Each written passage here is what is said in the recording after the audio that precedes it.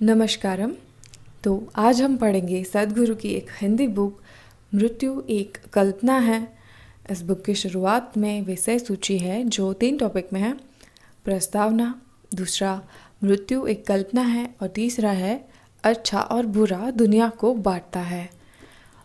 तो सबसे पहले है प्रस्तावना। प्रस्तावना जो है वो एक ईशा साधक के द्वारा लिखित है और इसकी शुरुआत में एक सद्गुरु का कोट है, तो मैं वहीं से शुरू कर देती हूँ। क्या तुमने किसी मृत व्यक्ति को देखा? नहीं, एक मृत व्यक्ति को नहीं देखा। तुमने एक शव, एक मृत शरीर देखा।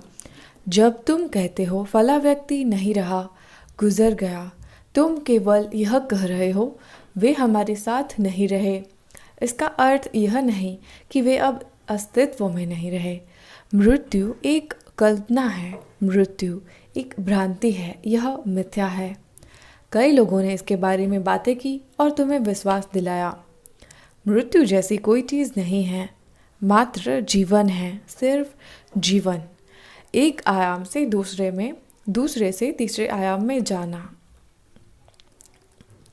सद्गुरु हमारे समय की एक दिव्यदर्शी और एक योगी हैं। इनके साथ एक आत्मीय भेंट के दौरान श्रोताओं के एक दल ने अपनी जिज्ञासाओं को नहीं बल्कि अपनी आकांक्षाओं को भी उनके साथ बांटा। परम ज्ञान प्राप्त सद्गुरु से रूबरू होकर बैठने का वह अनुभव अनोखा रहा और वह प्रश्नों की लड़ी सी लग गई। अपनी अनोखी निराली शैली में और अनुकंपा के साथ सद्गुरु ने तर्क संगत एवं विनोदपूर्ण ढंग से ऐसे सनातन प्रश्नों को भी सटीक उत्तर दिया, जैसे देह त्याग के बाद प्राणी कहाँ विचरता है, क्या अपने पिछले जन्मों को जानने से कोई लाभ है, कर्म, मोक्ष, ओजस आदि आदि। पुस्तक के प्रथम खंड में सद्गुरु मृत्यु के संबंध में आदिकाल से चली आ रही भीतियों की खोज करते हैं। वे उनका सर्वमर्ज नाशक औषधियों की तरह सांत्वना प्रद समाधान देने की कोशिश नहीं करते, बल्कि एक ज्ञानी की तथ्यात्मक अंतर्दृष्टि को सामने रखते हैं। मृत्यु लोक प्रसिद्ध समतावादी है, अटल और असंदिग्ध है, जो पूर्ण रूप से भयभीत तो नहीं करती, फिर भी अपरिवर्तनीय रूप से असुविधाजनक है। स्वयं को निर्भीक होने का दावा करने वाले लोग भी मानते हैं कि वे इस तथ्य के प्रति उदासीन नहीं रह सकते, जिसमें कुछ भी पता नहीं चल पाता कि पर्दा गिरते समय क्या कुछ घटित होता है। पर्दा सदा गिरता ही रहते हैं। पुस्तक के दूसरे खंड में वह हमें दुनिया को देखने के अपने औपचारिक परंपरागत नज़रिए, हमारे अच्छे और बुरे के ख्याल जिससे दुनिया खंडित हो गई है, को ध्वस्त करने के लिए प्रेरित करते हैं। दुनिया देखने का यह असभ्य तरीका सिर्फ हिंसक और विभाजनक ही नहीं है, दरअसल यह मिथ्या है। वह हमें स्मरण कराते हैं कि तुम्हारी अच्छाई तुम्हें मुक्त नहीं करेगी, तुम्हारी अच्छाई तुम्हारे अंदर निर्मलता नहीं लाएगी। इसकी कुंजी यह है कि तुम यह अनुभव करना शुरू करो कि तुम्हारे आसपास के समस्त जीवन की 100% जिम्मेदारी तुम्हारी है। अपने आसपास के जीवन के साथ पूर्ण रूप से संबंध जोड़ो। निर्मलता समावेश से आती है, अच्छाई बहिष्कार से आती है। ये किसी पंडित या दार्शनिक के साथ हुए संवाद नहीं है। इनमें शास्त्रों ग्रंथों से कोई संदर्भ नहीं दिए गए हैं, न कोई कपोल कल्पना है। धर्मोपदेश या आस्था विश्वास के निर्देशन भी नहीं है। देवी देवताओं या पवित्र ग्रंथ की स्तुति या नमन भी नहीं है। इनके स्थान पर यहाँ एक ऐसे व्यक्ति का ज्ञान भंडार है जो किसी भी संप्रदाय विशेष की संबंध से उन्मुक्त है। एक ऐसा व्यक्ति जिनका ज्ञान अपने निजी अनुभवों की निश्चलता में दृढ़ मूल है। इसका परिणाम है एक ऐसी पुस्तक जो साधकों के लिए आह्लादकारी है, एक ऐसी पुस्तक जो अनेक महत्वपूर्ण प्रश्नों का सार्थक एवं सटीक उत्तर देती है। यहाँ पे प्रस्तावना समाप्त होती है। अब एक सद्गुरु का कोट है जो मैं पढ़ती हूँ।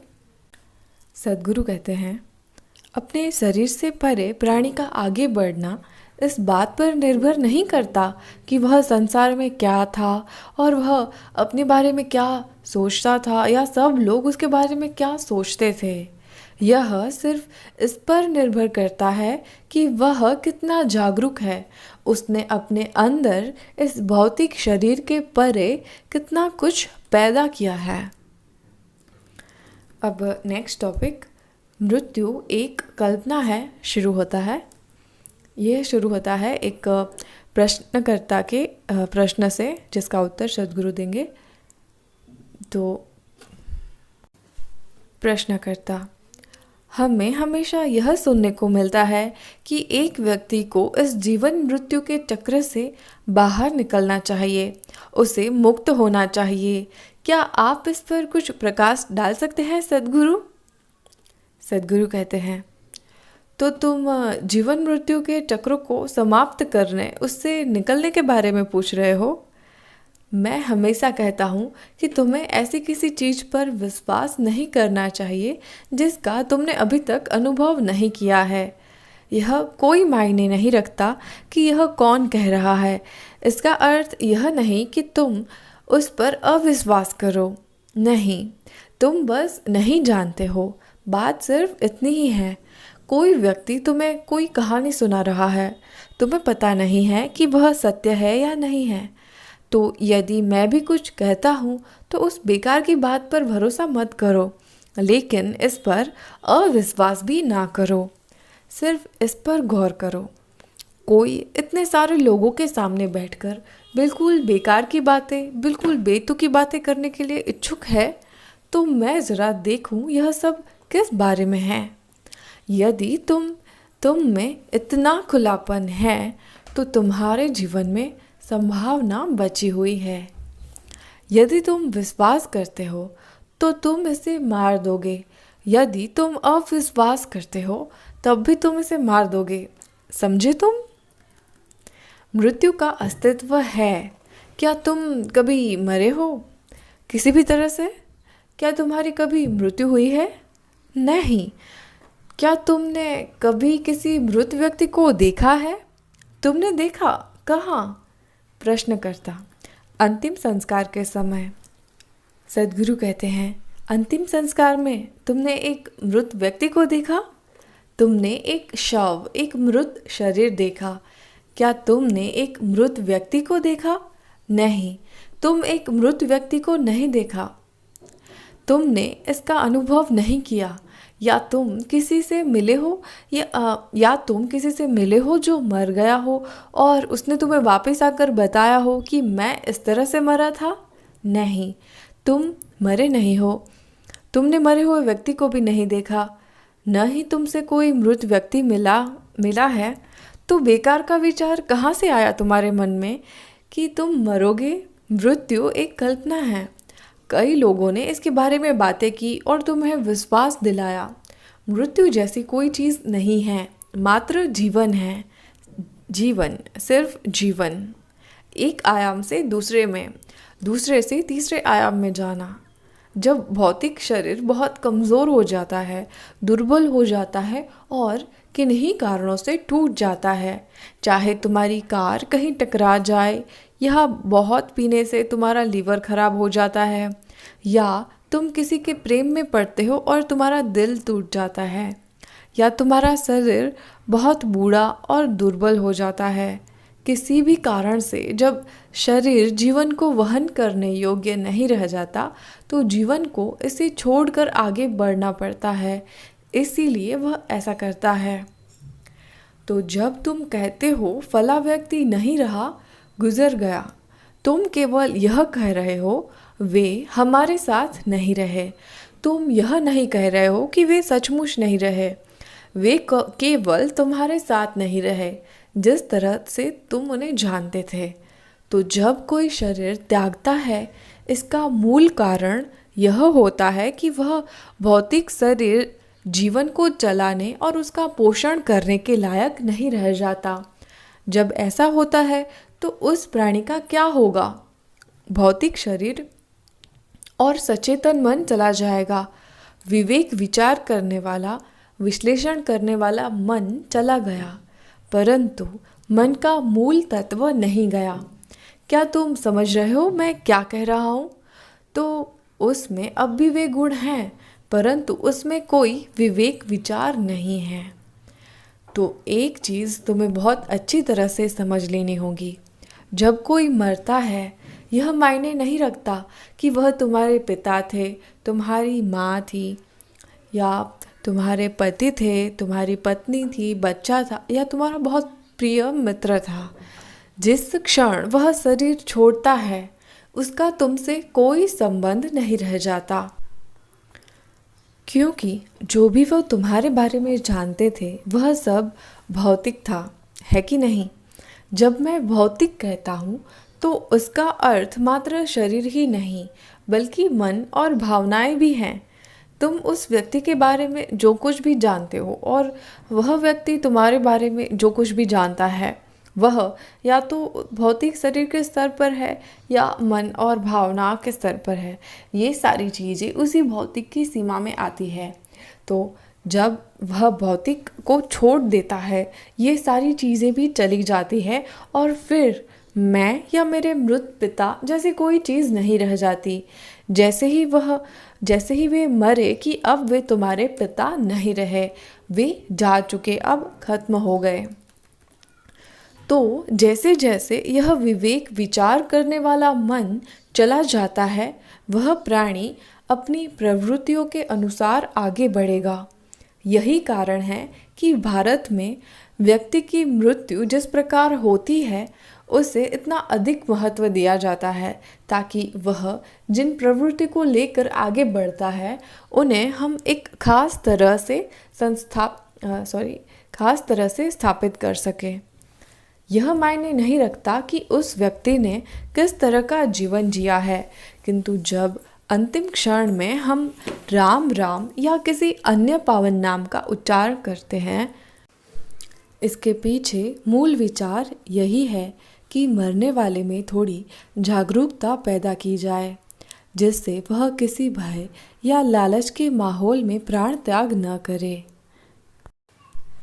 क्योंकि एक अवस्था से दूसरी अवस्था में प्रस्थान करने का वह अंतिम क्षण बहुत प्रबल रूप में उस व्यक्ति का गुण बन जाता है। उसके आगे की यात्रा के लिए यही उसकी प्रमुख प्रवृत्ति बन जाती है।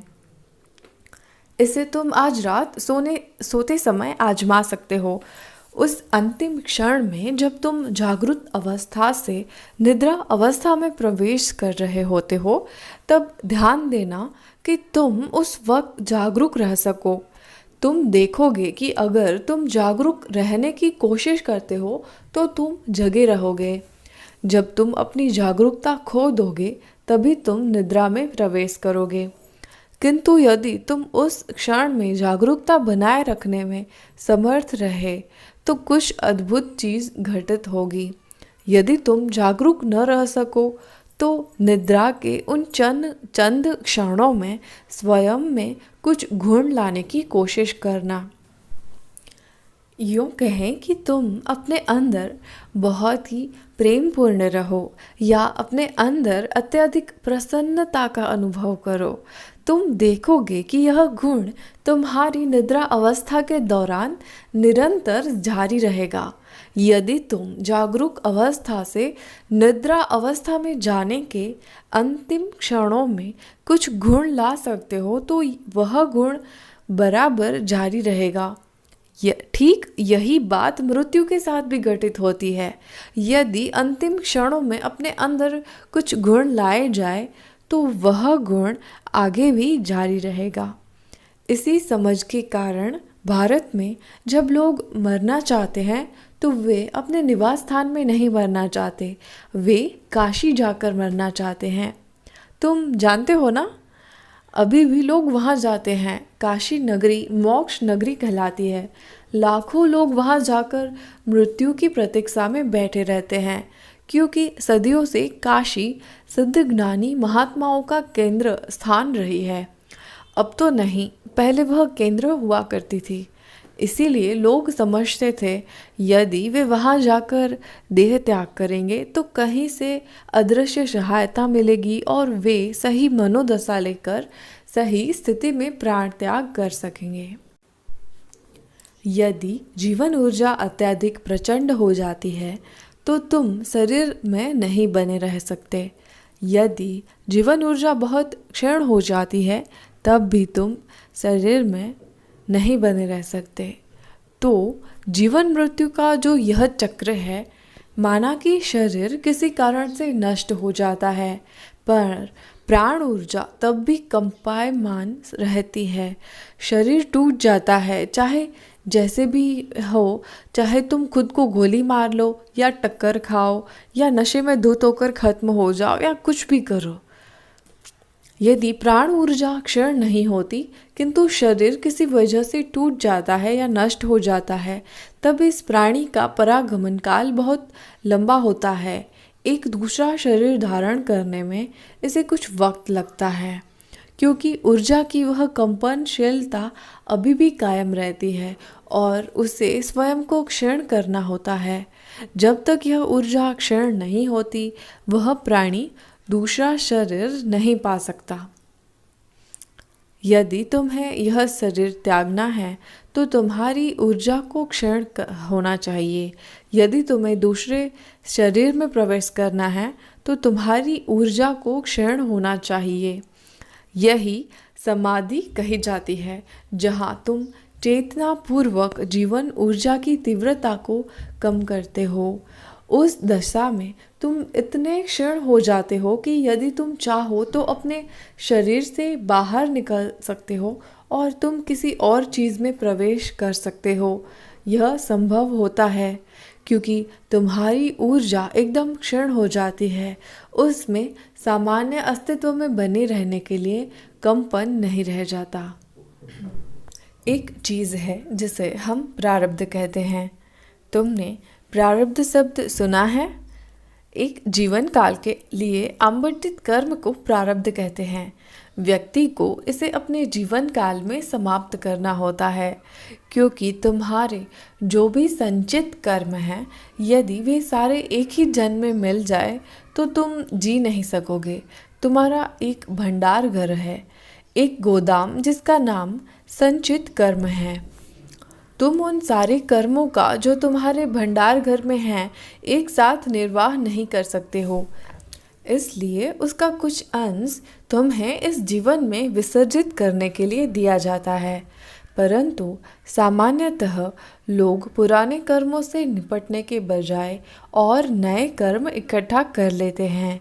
संचित कर्म के एक अंश से निपटने की प्रक्रिया में वे एक और बड़ा अंश बटोर लेते हैं और यह चक्र चलता ही रहता है।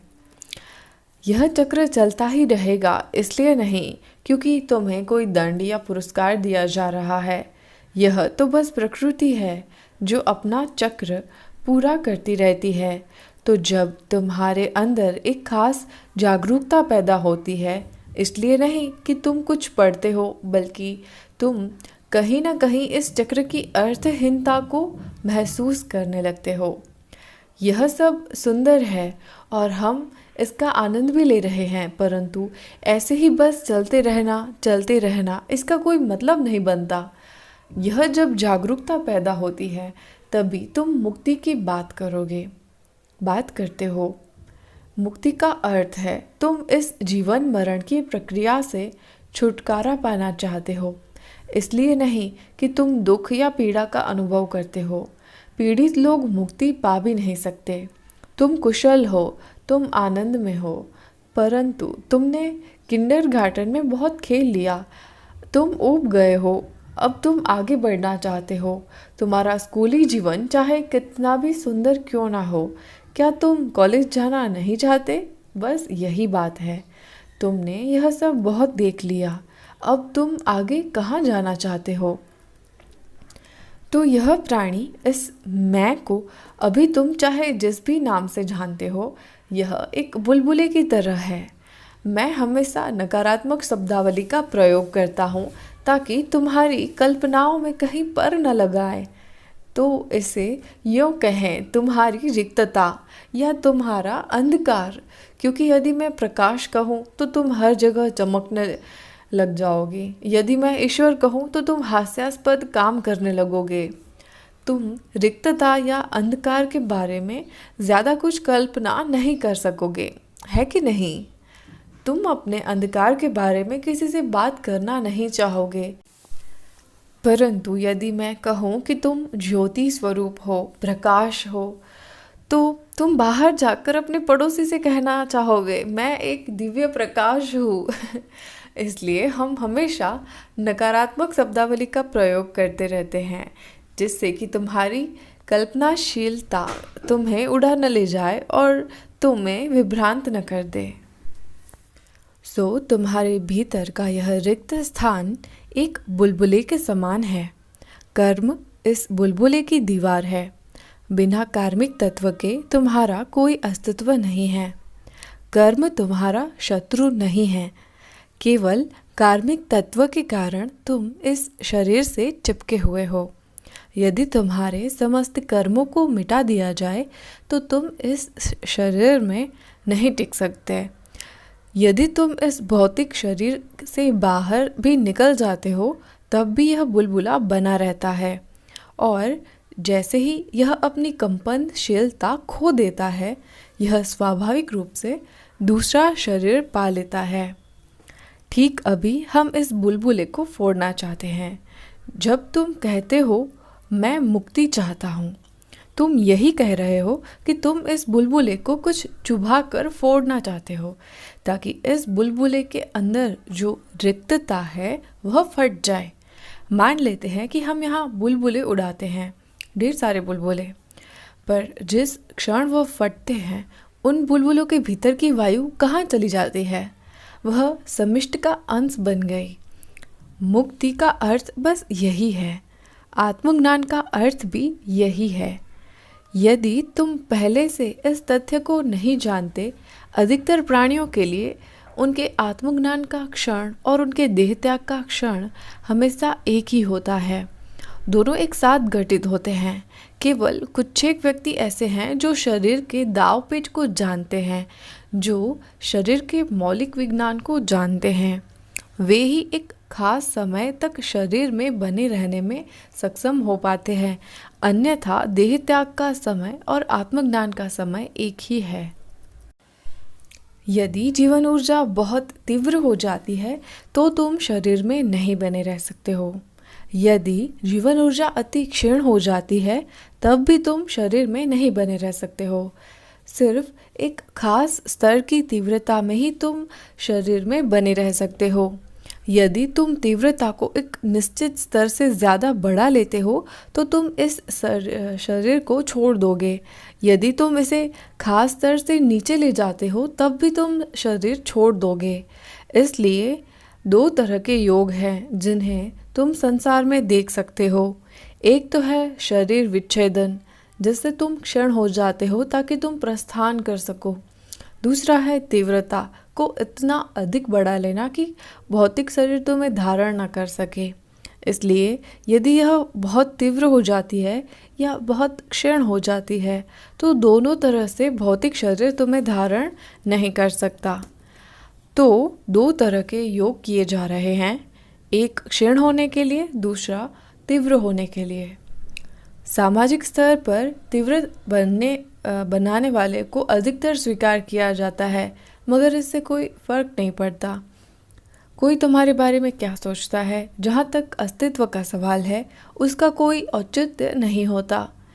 इसका कोई सामाजिक सरोकार हो सकता है, परंतु दुनिया तुम्हारे बारे में क्या सोचती है अथवा तुम खुद अपने बारे में क्या सोचते हो, इनका अस्तित्व के स्तर पर कोई औचित्य नहीं होता।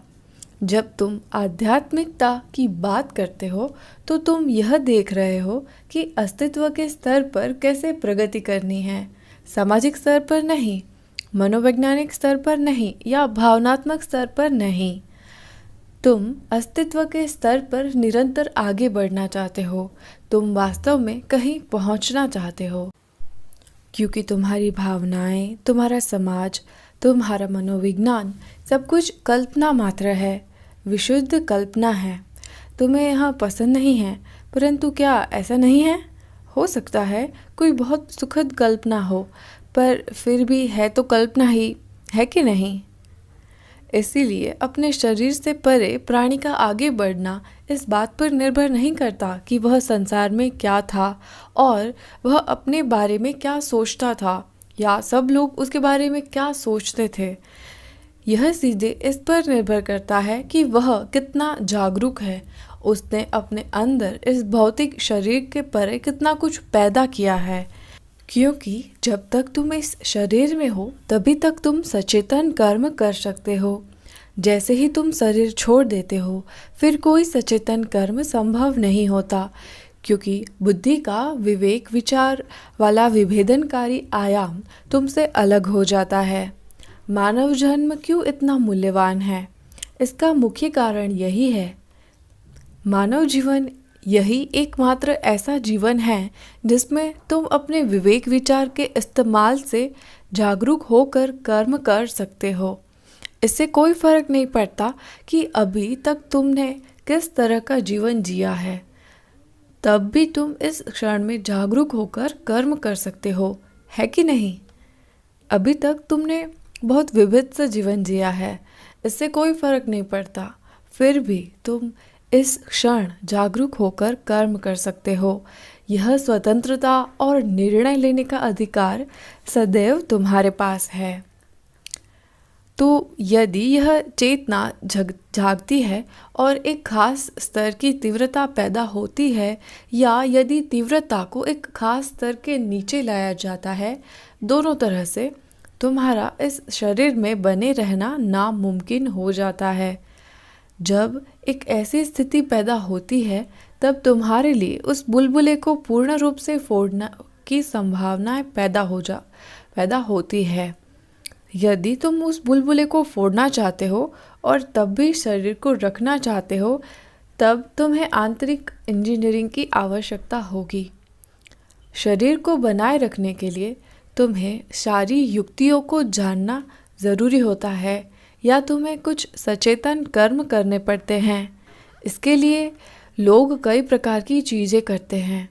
मैं अपने बारे में बोलना नहीं चाहता, क्योंकि मेरे साथ कई चीज़ें घटित होती रहती है। उदाहरण के लिए रामकृष्ण परमहंस को लेते हैं। रामकृष्ण एक बहुत प्रगाढ़ चेतना थे और एक बहुत अद्भुत व्यक्ति थे। कई मायनों में वे सभी सीमाओं से परे थे, लेकिन भोजन को लेकर वे बस पागल रहते थे। वे शिष्यों की मंडली के साथ बातें करते करते रुको, उसके बाद वे रसोई में जाकर अपनी पत्नी शारदा से पूछते थे, आज क्या बन रहा है? वह इतनी लज्जित हो जाती, यह आदमी भगवान की तरह है, हर व्यक्ति इनकी पूजा करते हैं, लेकिन ये भोजन को लेकर इतने बावले हैं। सभी धर्म ग्रंथ तुमसे कहते हैं कि अगर तुम आध्यात्मिक हो रहे हो तो तुम्हें भोजन में कोई आसक्ति नहीं होनी चाहिए, है कि नहीं? यह आदमी है, यहाँ एक आदमी है जिसकी पूजा ईश्वर के रूप में की जाती है, और यह आदमी भोजन को लेकर पागल रहता है। उन्होंने रामकृष्ण से कई बार पूछा, लेकिन वे उत्तर देना बस टाल जाते थे। हर रोज़ शारदा थाली में उनको भोजन परोसती थी और वे हमेशा झूले में बैठकर खाते थे। एक दिन शारदा को बहुत बुरा लगा और वे उनसे बोली, आपके व्यवहार को देखकर मुझे शर्म आती है। आप भोजन को लेकर इतने पागल क्यों हैं? वे लोग जो आकर आपके सामने बैठते हैं, वे भोजन के संबंध में नहीं सोचते हैं, वे बिना भोजन के ही यहाँ बैठे रहने को राजी है, लेकिन आप भोजन को लेकर इतने बावले हैं, ऐसा क्यों? तब उन्होंने कहा, शारदा, जिस दिन तुम मेरे पास थाली लेकर आओगी, तुम जानते हो देश के उस भाग में थाली में भोजन पहले ही परोसा जाता है।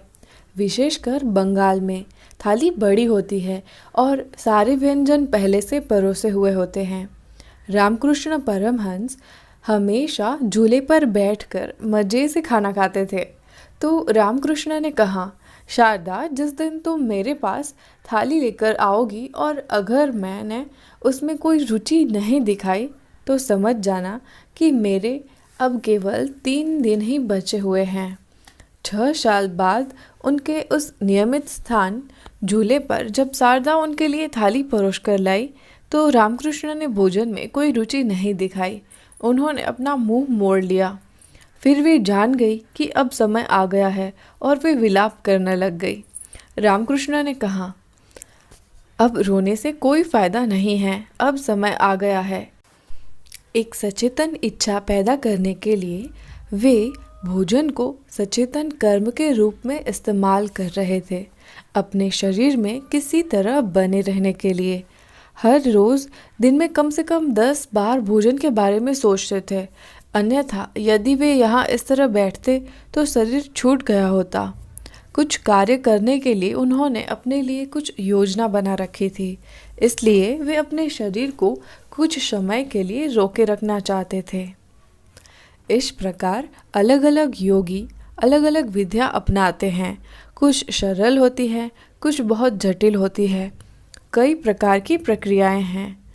एक बार जब बुलबुला नहीं रहा तो तुम उसे सचेतन रूप से वहाँ बनाए हुए हो, तो कई मायनों में तुम अस्तित्व के स्तर पर अब गिनती में नहीं रह जाते। जो भी अभौतिक है तुम्हारे प्रत्यक्ष ज्ञान में, तुम्हारे बोध में नहीं आएगा। तुम्हें उसमें विसर्जित होना पड़ेगा। प्रश्नकर्ता अगला प्रश्न पूछते हैं, आपने विभिन्न प्रकार के शरीरों का वर्णन किया और फिर आपने कहा कि एक ऊर्जा शरीर होता है और एक परागमन शरीर भी होता है। इन दोनों में क्या अंतर है? सद्गुरु कहते हैं, सामान्यतः परागमन शरीर को अंग्रेजी में इथेरिक शरीर यानी आकाशीय शरीर कहा जाता है। लोग ईथर की बातें करते हैं। तुम जानते हो ईथर क्या है? ईथर अभौतिक है। सामान्यतः ईथर को अभौतिक अर्थात भौतिक गुणों से रहित माना जाता है, परंतु यह पूर्णतः अभौतिक नहीं है।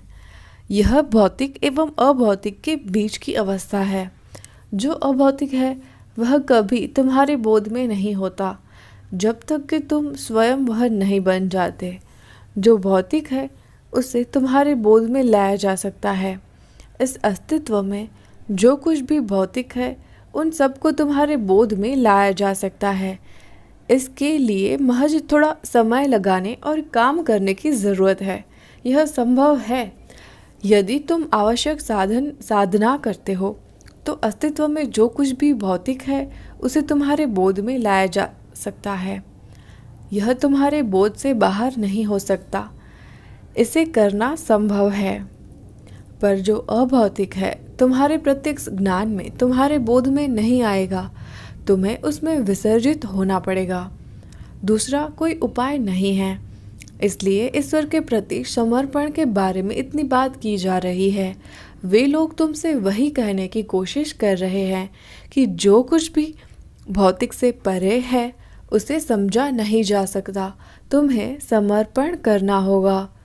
दूसरा कोई रास्ता नहीं है।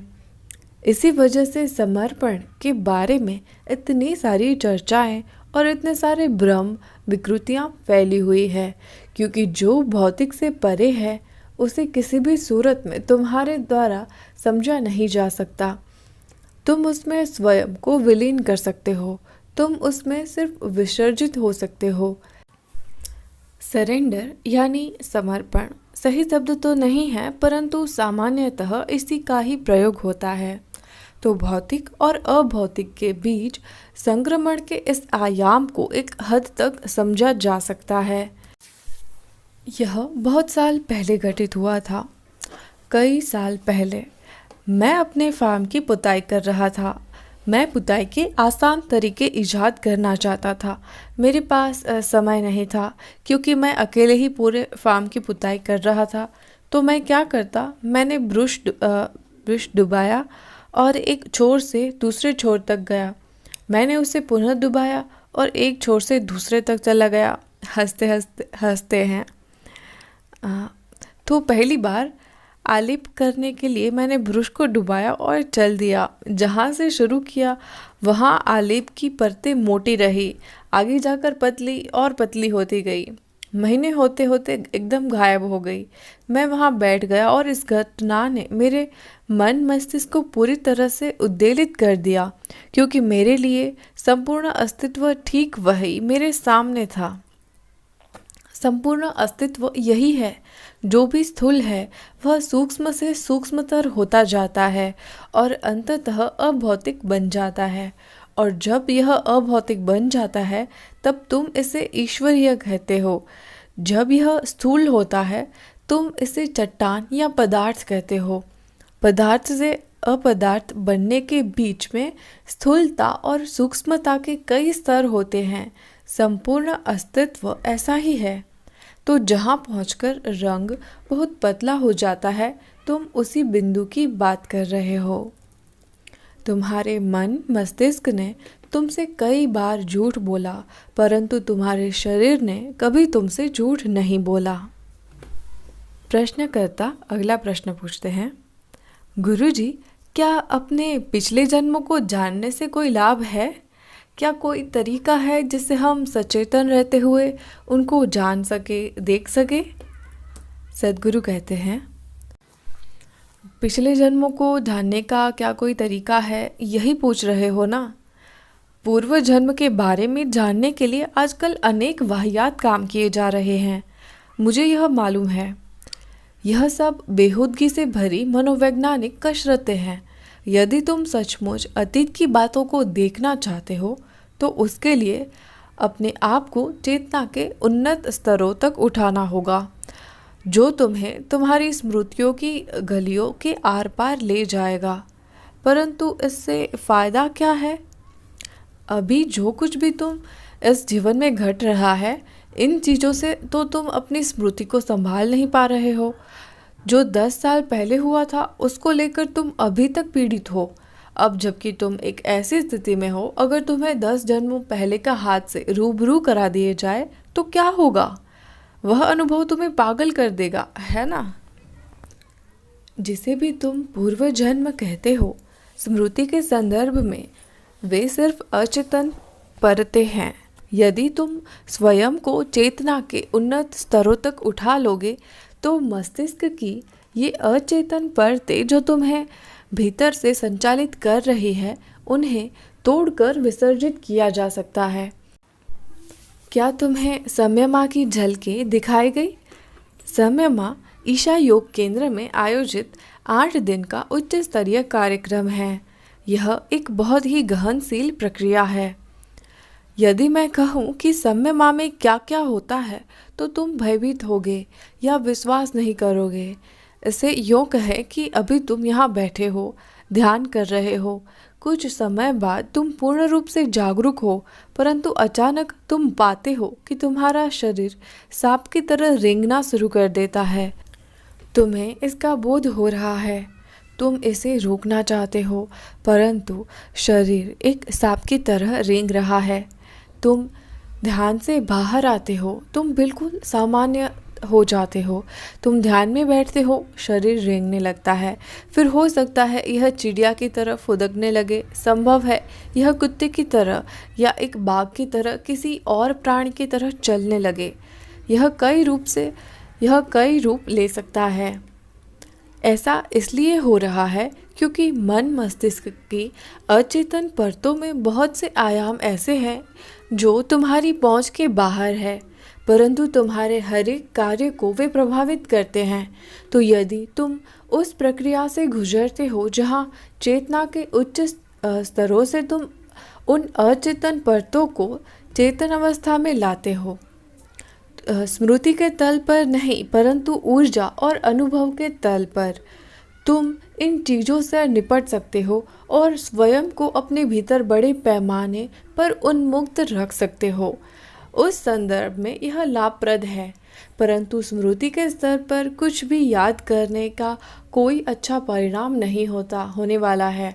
यह तुम्हारे जीवन को और जटिल बना देगा और उसे अस्त व्यस्त कर देगा। मान लो कि तुम्हें पता चलता है कि पड़ोसी का कुत्ता तुम्हारे पिछले जन्म में तुम्हारा पति था। तब तुम अपने पड़ोसी के कुत्ते पर पत्थर फेंकने लगोगे। हंसते हंसते कहते हैं, मुझे नहीं मालूम कि तुम जाकर उसे चूम लोगे या पत्थर मारोगे। दोनों ही तरह से यह खतरनाक है कि नहीं? क्योंकि उसे तो कुछ भी याद नहीं। उस पर पत्थर फेंकोगे तो पड़ोसी से ठन जाएगी। यदि तुम चूमना चाहोगे तो कुत्ते से खतरा है। इसीलिए तुम्हारे लिए यह सुरक्षित नहीं है। यह तुम्हारे लिए आवश्यक भी नहीं है। परंतु दूसरे स्तर पर यदि तुम स्मृति प्रक्रिया में जाए बिना इसे अपने अनुभव क्षेत्र में लाते हो तो एक तरह से तुम्हारे लिए यह स्वयं को मुक्त करने का एक तरीका बन जाता है। हम यहाँ ईशा योग केंद्र में जो करते हैं वह कर्म संयमा कहलाता है। यानी संयमा कई प्रकार के हैं। इसीलिए कर्म संयमा में यदि तुम एक खास स्तर तक चेतना को उन्नत करते हो तो अचेतन मन की परत दर परत ऊपर आती है और स्वयं को स्वतः विसर्जित कर लेती है। तुम्हें कोई सुझाव नहीं दिए जाते, कोई मार्गदर्शन नहीं दिया जाता। जब तुम अधिक से अधिक जागरूक होने लगते हो तब अचानक तुम देखते हो कि तुम्हारा पूरा शरीर इस प्रक्रिया से गुजरता है। देखो तुम्हारे मन में क्या घटित होता है। वह कभी भरोसेमंद नहीं होता। मन तुम्हें लाखों तरीकों से धोखा दे सकता है, पर जो शरीर में घटित होता है वह वास्तविक है कि नहीं? क्या तुम्हारे शरीर ने तुमसे कभी झूठ बोला है? तुम्हारे मन ने लाखों बार तुमसे झूठ बोला है। क्या ऐसा नहीं है? शरीर ने तुमसे कभी झूठ नहीं बोला। इसीलिए हम हमेशा चाहते हैं कि चीज़ें शारीरिक व ऊर्जा के स्तर पर घटित हो, मानसिक स्तर पर नहीं, क्योंकि मन तुम्हारे अंदर असंख्य विभ्रांतियाँ पैदा करने में सक्षम है। यह कुछ भी रच सकता है, तुम्हें भरोसा दिला सकता है कि यह भ्रम नहीं बल्कि वास्तविक है। ये सभी चीज़ें बहुत ही विवेकहीन ढंग से की जा रही है। एक महिला है जो अब कई वर्षों से अमेरिका में है। वहाँ उसने बहुत तरक्की की। एक बार एक साल में उस दंपति ने शेयर बाजार में सबसे ज़्यादा धन कमाया। तो तुम कल्पना कर सकते हो कि अमेरिका में किसी साल में सबसे ज़्यादा धन कमाने का अर्थ क्या है। उन्होंने कितना कमाया होगा। और वह महिला अब इन सारे चक्रों में पड़ गई। वह अब हॉलीवुड की मसालेदार फिल्मों की दीवानी है। उसने बेवर्ली हिल्स पर 2 मकान खरीदे ताकि वह उस परिदृश्य में बनी रहे। फिर वह किसी मनोवैज्ञानिक के चक्कर में पड़ गई जिसकी फ़ोन प्रति घंटा परामर्श देने की फ़ीस $90 होती थी। व्यक्तिगत रूप से मिलने पर और ज़्यादा लिया जाता था।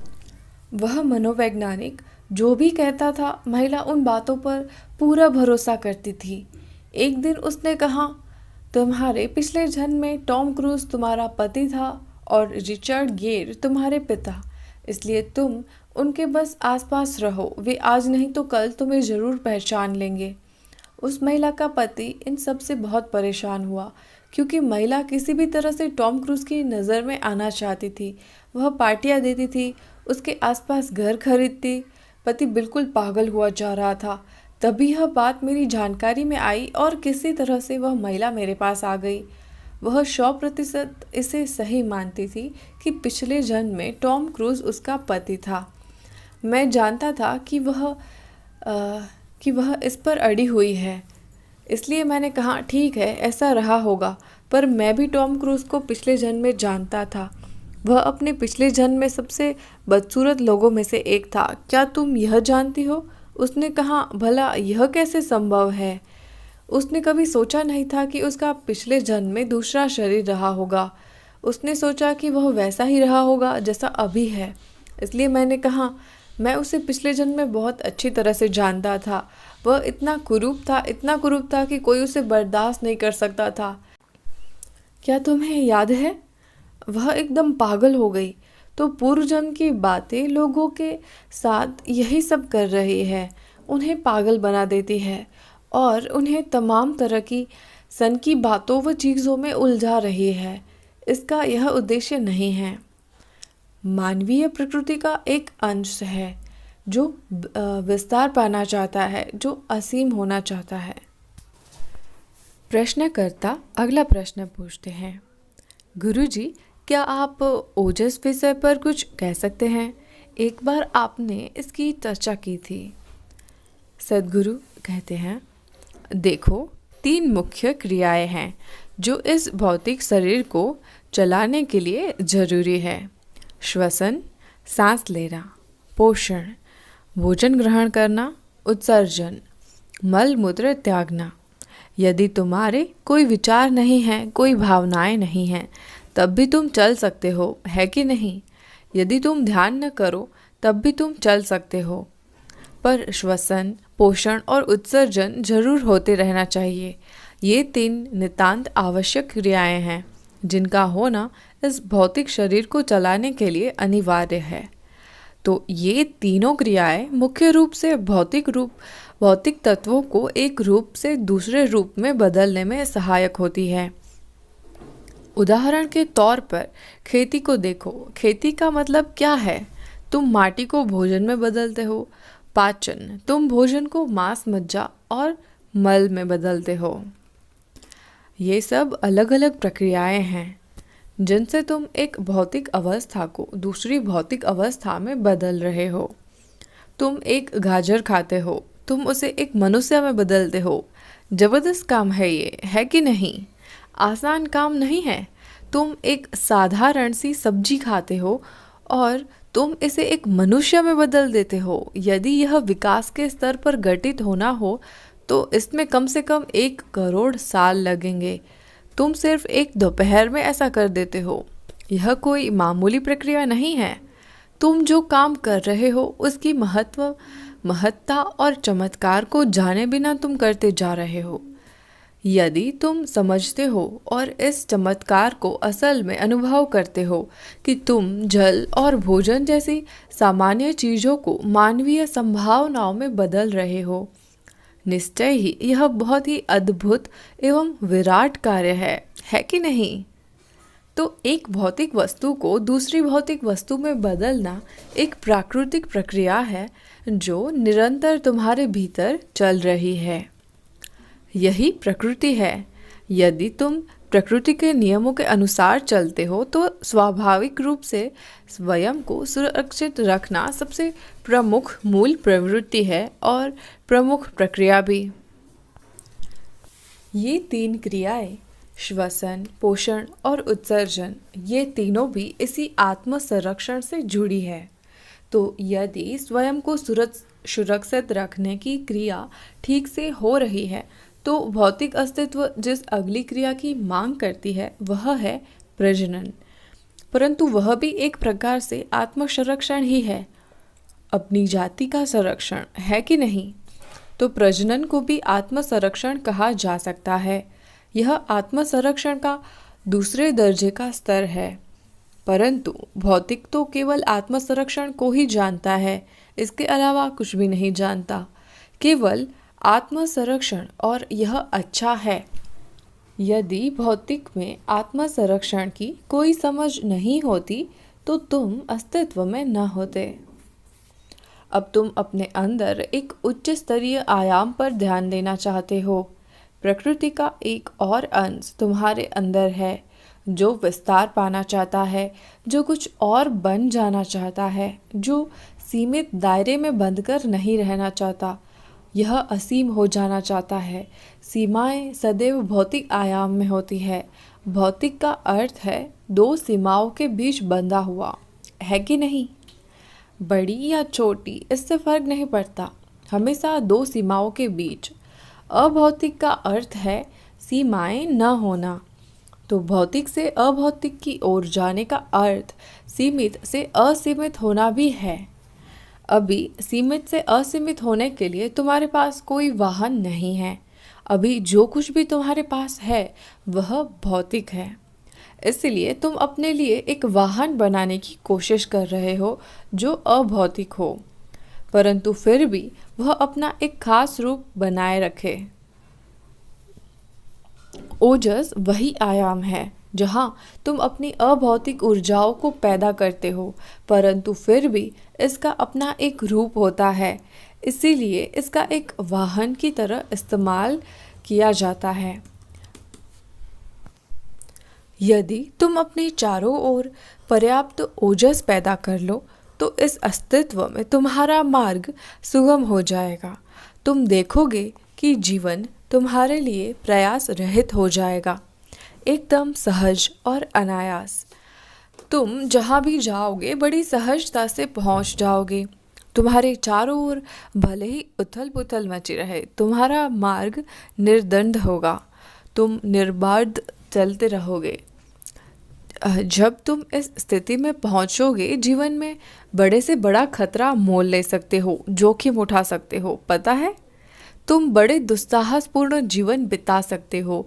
दूसरे लोग सोचेंगे कि तुम बड़े दुस्साहसी हो, परंतु तुम जानते हो कि तुम कहाँ जा रहे हो, तो इसमें कोई परेशानी नहीं होगी।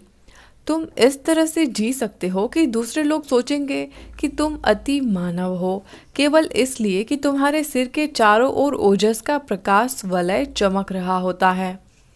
अस्तित्व में तुम्हारा मार्ग अबाध और सर्वथा सुगम हो जाता है।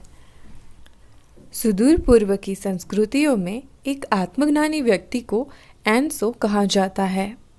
एनसो यह जापानी भाषा के इस शब्द का अर्थ है वृत्त। यह जैन से संबंध अवधारणा है। जापानी लेखन पद्धति में एनसो आत्मज्ञान, शक्ति, सुंदरता, ब्रह्मांड और शून्य का प्रतिनिधित्व करता है। एनसो का अर्थ होता है वृत्त। लोग उसे वृत्त क्यों कहते हैं? क्योंकि वृत्त एक ऐसा आकार है जिसमें सबसे कम प्रतिरोध होता है। तुम्हारी कार या मोटर साइकिल के पहिए गोलाकार क्यों होते हैं, आयताकार या त्रिकोण क्यों नहीं? क्या तुम कल्पना कर सकते हो कि तुम वर्गाकार पहियों पर कैसे सवारी करोगे? वे गोलाकार इसीलिए होते हैं क्योंकि वृत्त का आकार सबसे कम प्रतिरोधी होता है। कभी भी कोई भी गतिशील भाग गोलाकार ही होता है क्योंकि उसमें सबसे कम प्रतिरोध होता है। तो यदि तुम अपने चारों ओर पर्याप्त ओजस पैदा कर लो तो तुम गोलाकार हो जाओगे। शरीर से नहीं, कृपया शरीर से कहीं गोल न हो जाना। हंसते हंसते कहते हैं, ठीक है। अपने अस्तित्व में तुम गोलाकार हो जाते हो ताकि अस्तित्व से तुम्हारा निकास सबसे कम प्रतिरोध के साथ हो। ओजस यह संभावना पैदा करता है। Page number 23। अच्छा और बुरा दुनिया को बांटता है। सद्गुरु कहते हैं, जैसे ही तुम किसी चीज़ को अच्छे या बुरे की पहचान देते हो, तुम केवल दुनिया को विभाजित कर रहे हो। सद्गुरु कहते हैं, इस दुनिया में क्या अच्छे लोग ज़्यादा दुख झेल रहे हैं या बुरे लोग ज़्यादा दुख झेल रहे हैं? अच्छे लोग, है ना? वैसे जो लोग सोचते हैं कि वे अच्छे हैं, वे स्वयं ही एक दुख है। हंसी के साथ कहते हैं, क्या ऐसा नहीं है? कृपया इस पर गौर करें। अब सबसे पहले तुम अच्छे बने कैसे? यानी कुछ लोगों की ओर इशारा करते हुए, वह अच्छा नहीं है, वह अच्छी नहीं है, वह अच्छा नहीं है। इन लोगों की तुलना में मैं एक अच्छा व्यक्ति हूँ। यह विचार तुम्हारे मन में कहाँ से आया कि तुम अच्छे हो? मुझे बताओ। तुमने अपनी तुलना बहुत से लोगों से की और उन सारे लोगों को बुरा मानकर अब तुम स्वयं अच्छा महसूस कर रहे हो।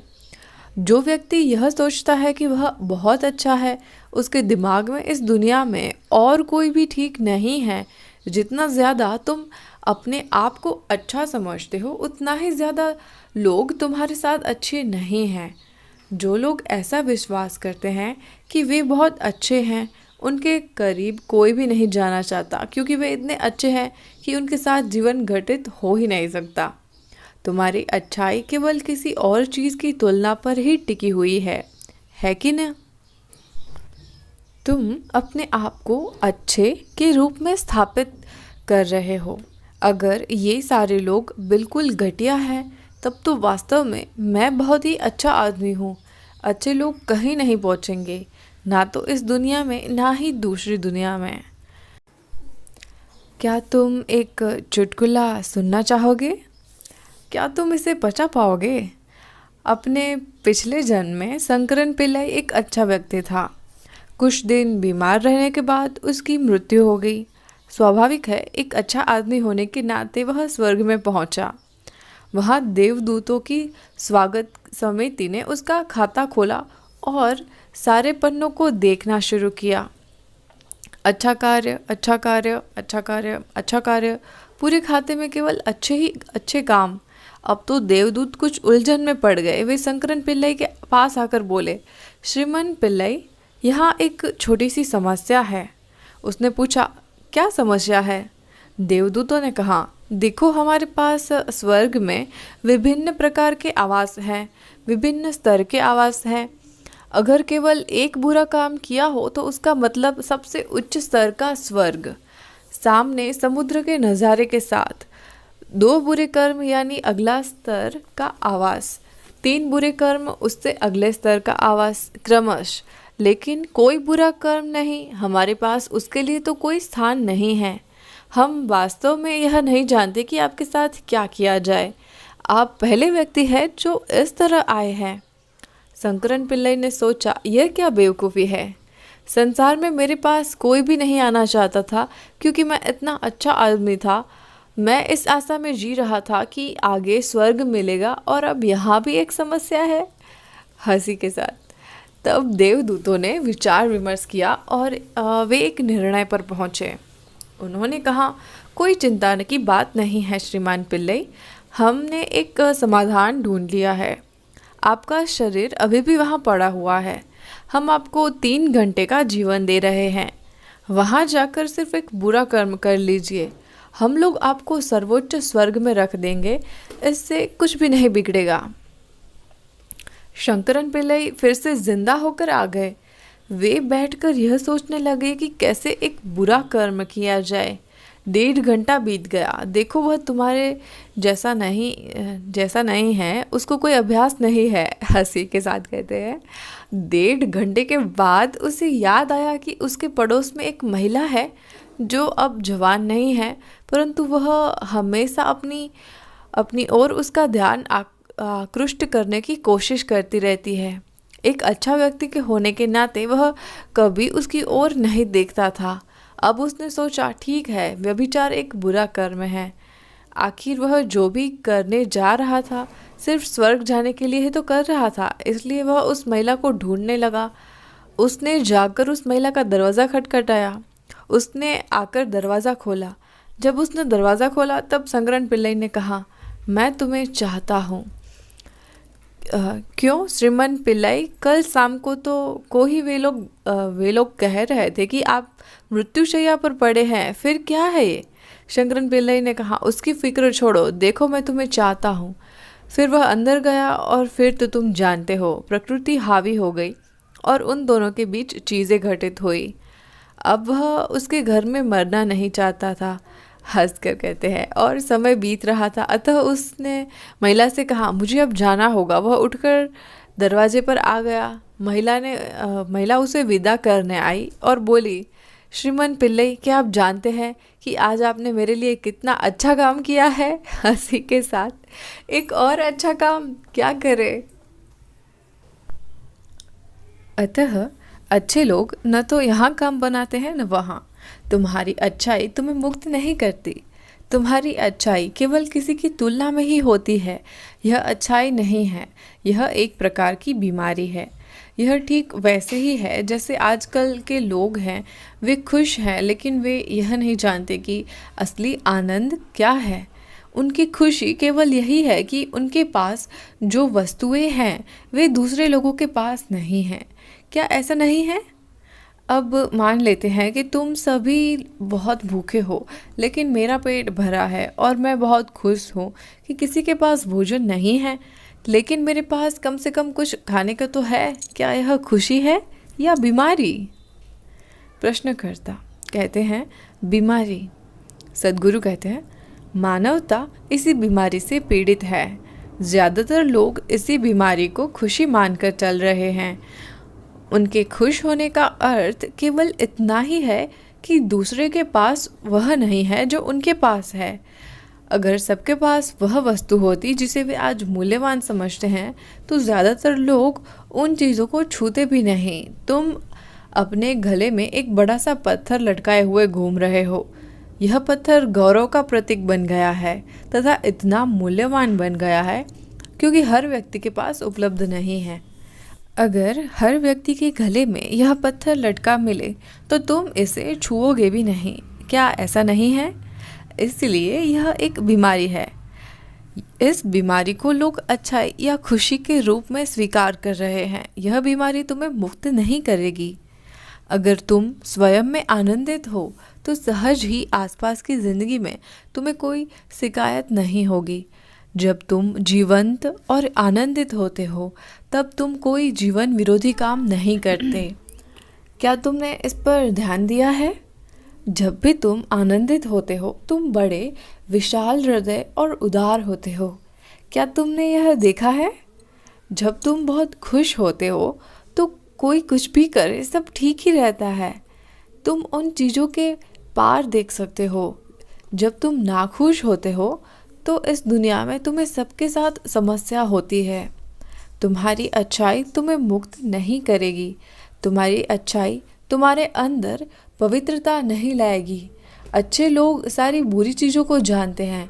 वे केवल उनको टालने की युक्ति में लगे रहते हैं।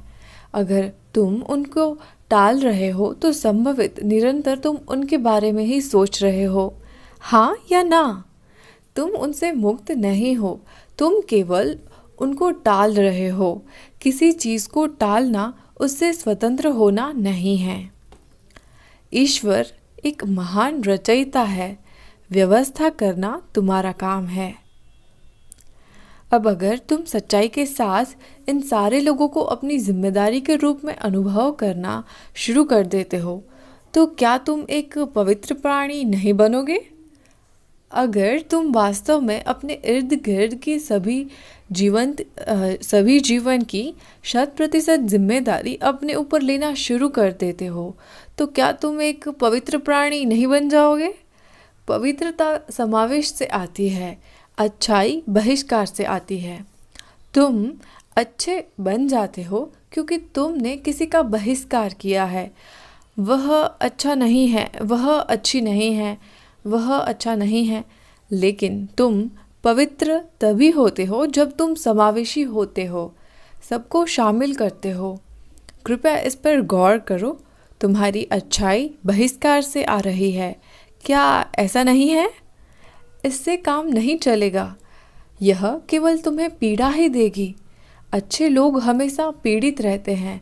वे हमेशा सोचते हैं, मैं इतना अच्छा आदमी हूँ लेकिन मेरा व्यवसाय अच्छा नहीं चल रहा है। मेरा पड़ोसी इतना दुष्ट आदमी है लेकिन उसका व्यापार बहुत अच्छा चल रहा है। ईश्वर मेरी मदद क्यों नहीं कर रहा है? तुम अच्छे हो लेकिन तुम मूर्ख हो। क्या किया जाए? हंसते हंसते कहते हैं, अगर तुम उचित काम नहीं करोगे तो कोई भी काम नहीं बनेगा। अगर तुम चाहते हो कि तुम्हारे जीवन के कुछ खास पहलू कार्य करे तो तुम्हारे पास उसे साकार करने की समझ होनी चाहिए, वरना उसका कोई सकारात्मक परिणाम नहीं निकलेगा। अगर तुम सोचते हो कि ईश्वर आकर तुम्हारी मदद करेंगे तो मैं चाहता हूँ कि तुम यह समझो कि ईश्वर तुम्हारे लिए अपनी छोटी उंगली भी नहीं उठाने वाले हैं। ईश्वर या जिसे भी तुम ईश्वर मानते हो वह रचयिता है। रचयिता के रूप में उसने बहुत ही बेहतरीन कार्य किया है।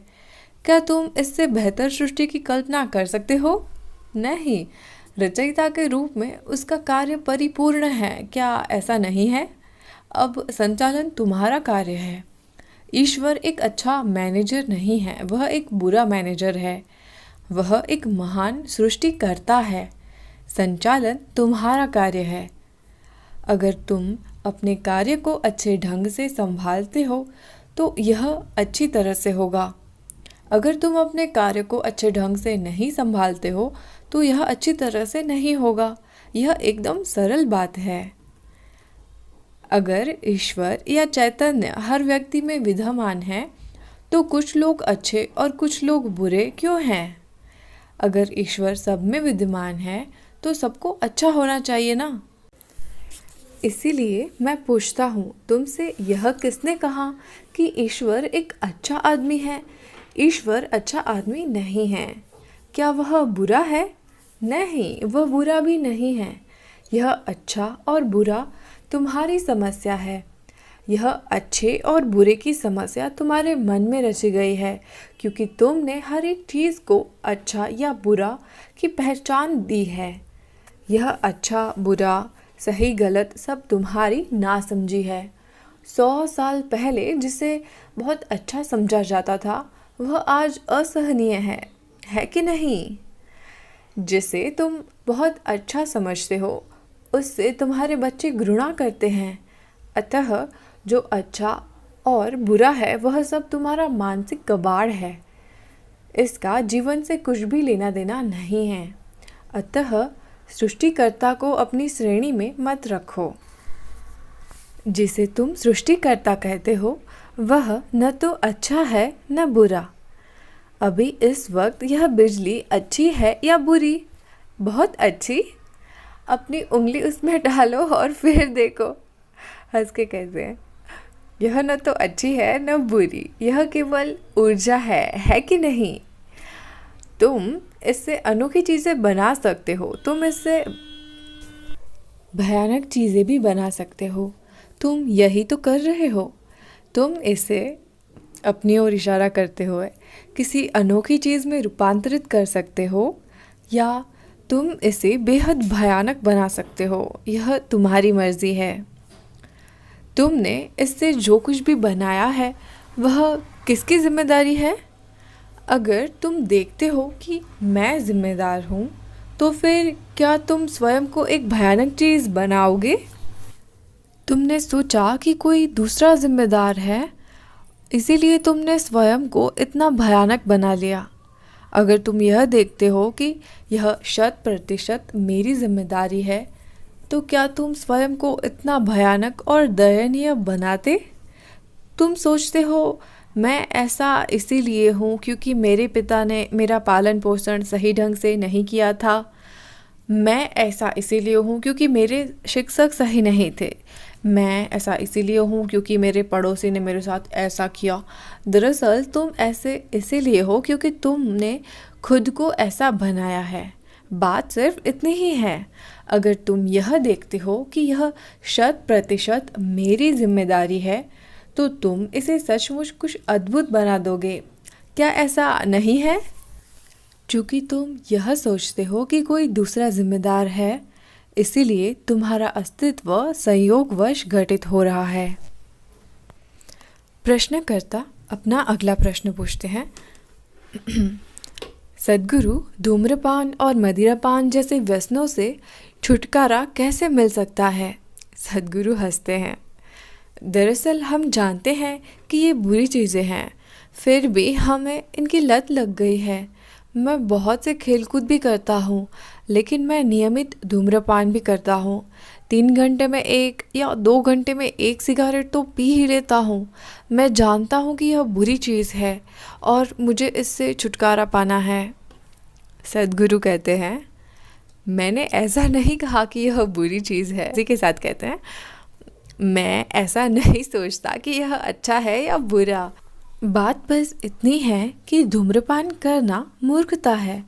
यह अच्छा या बुरा नहीं है, यह केवल मूर्खता है क्योंकि यह मशीन शरीर की तरफ इशारा करते हुए धूम्रपान के लिए नहीं बनाई गई थी। यह मशीन पर्यावरण के अनुकूल है, इससे पर्यावरण को कोई खतरा नहीं है।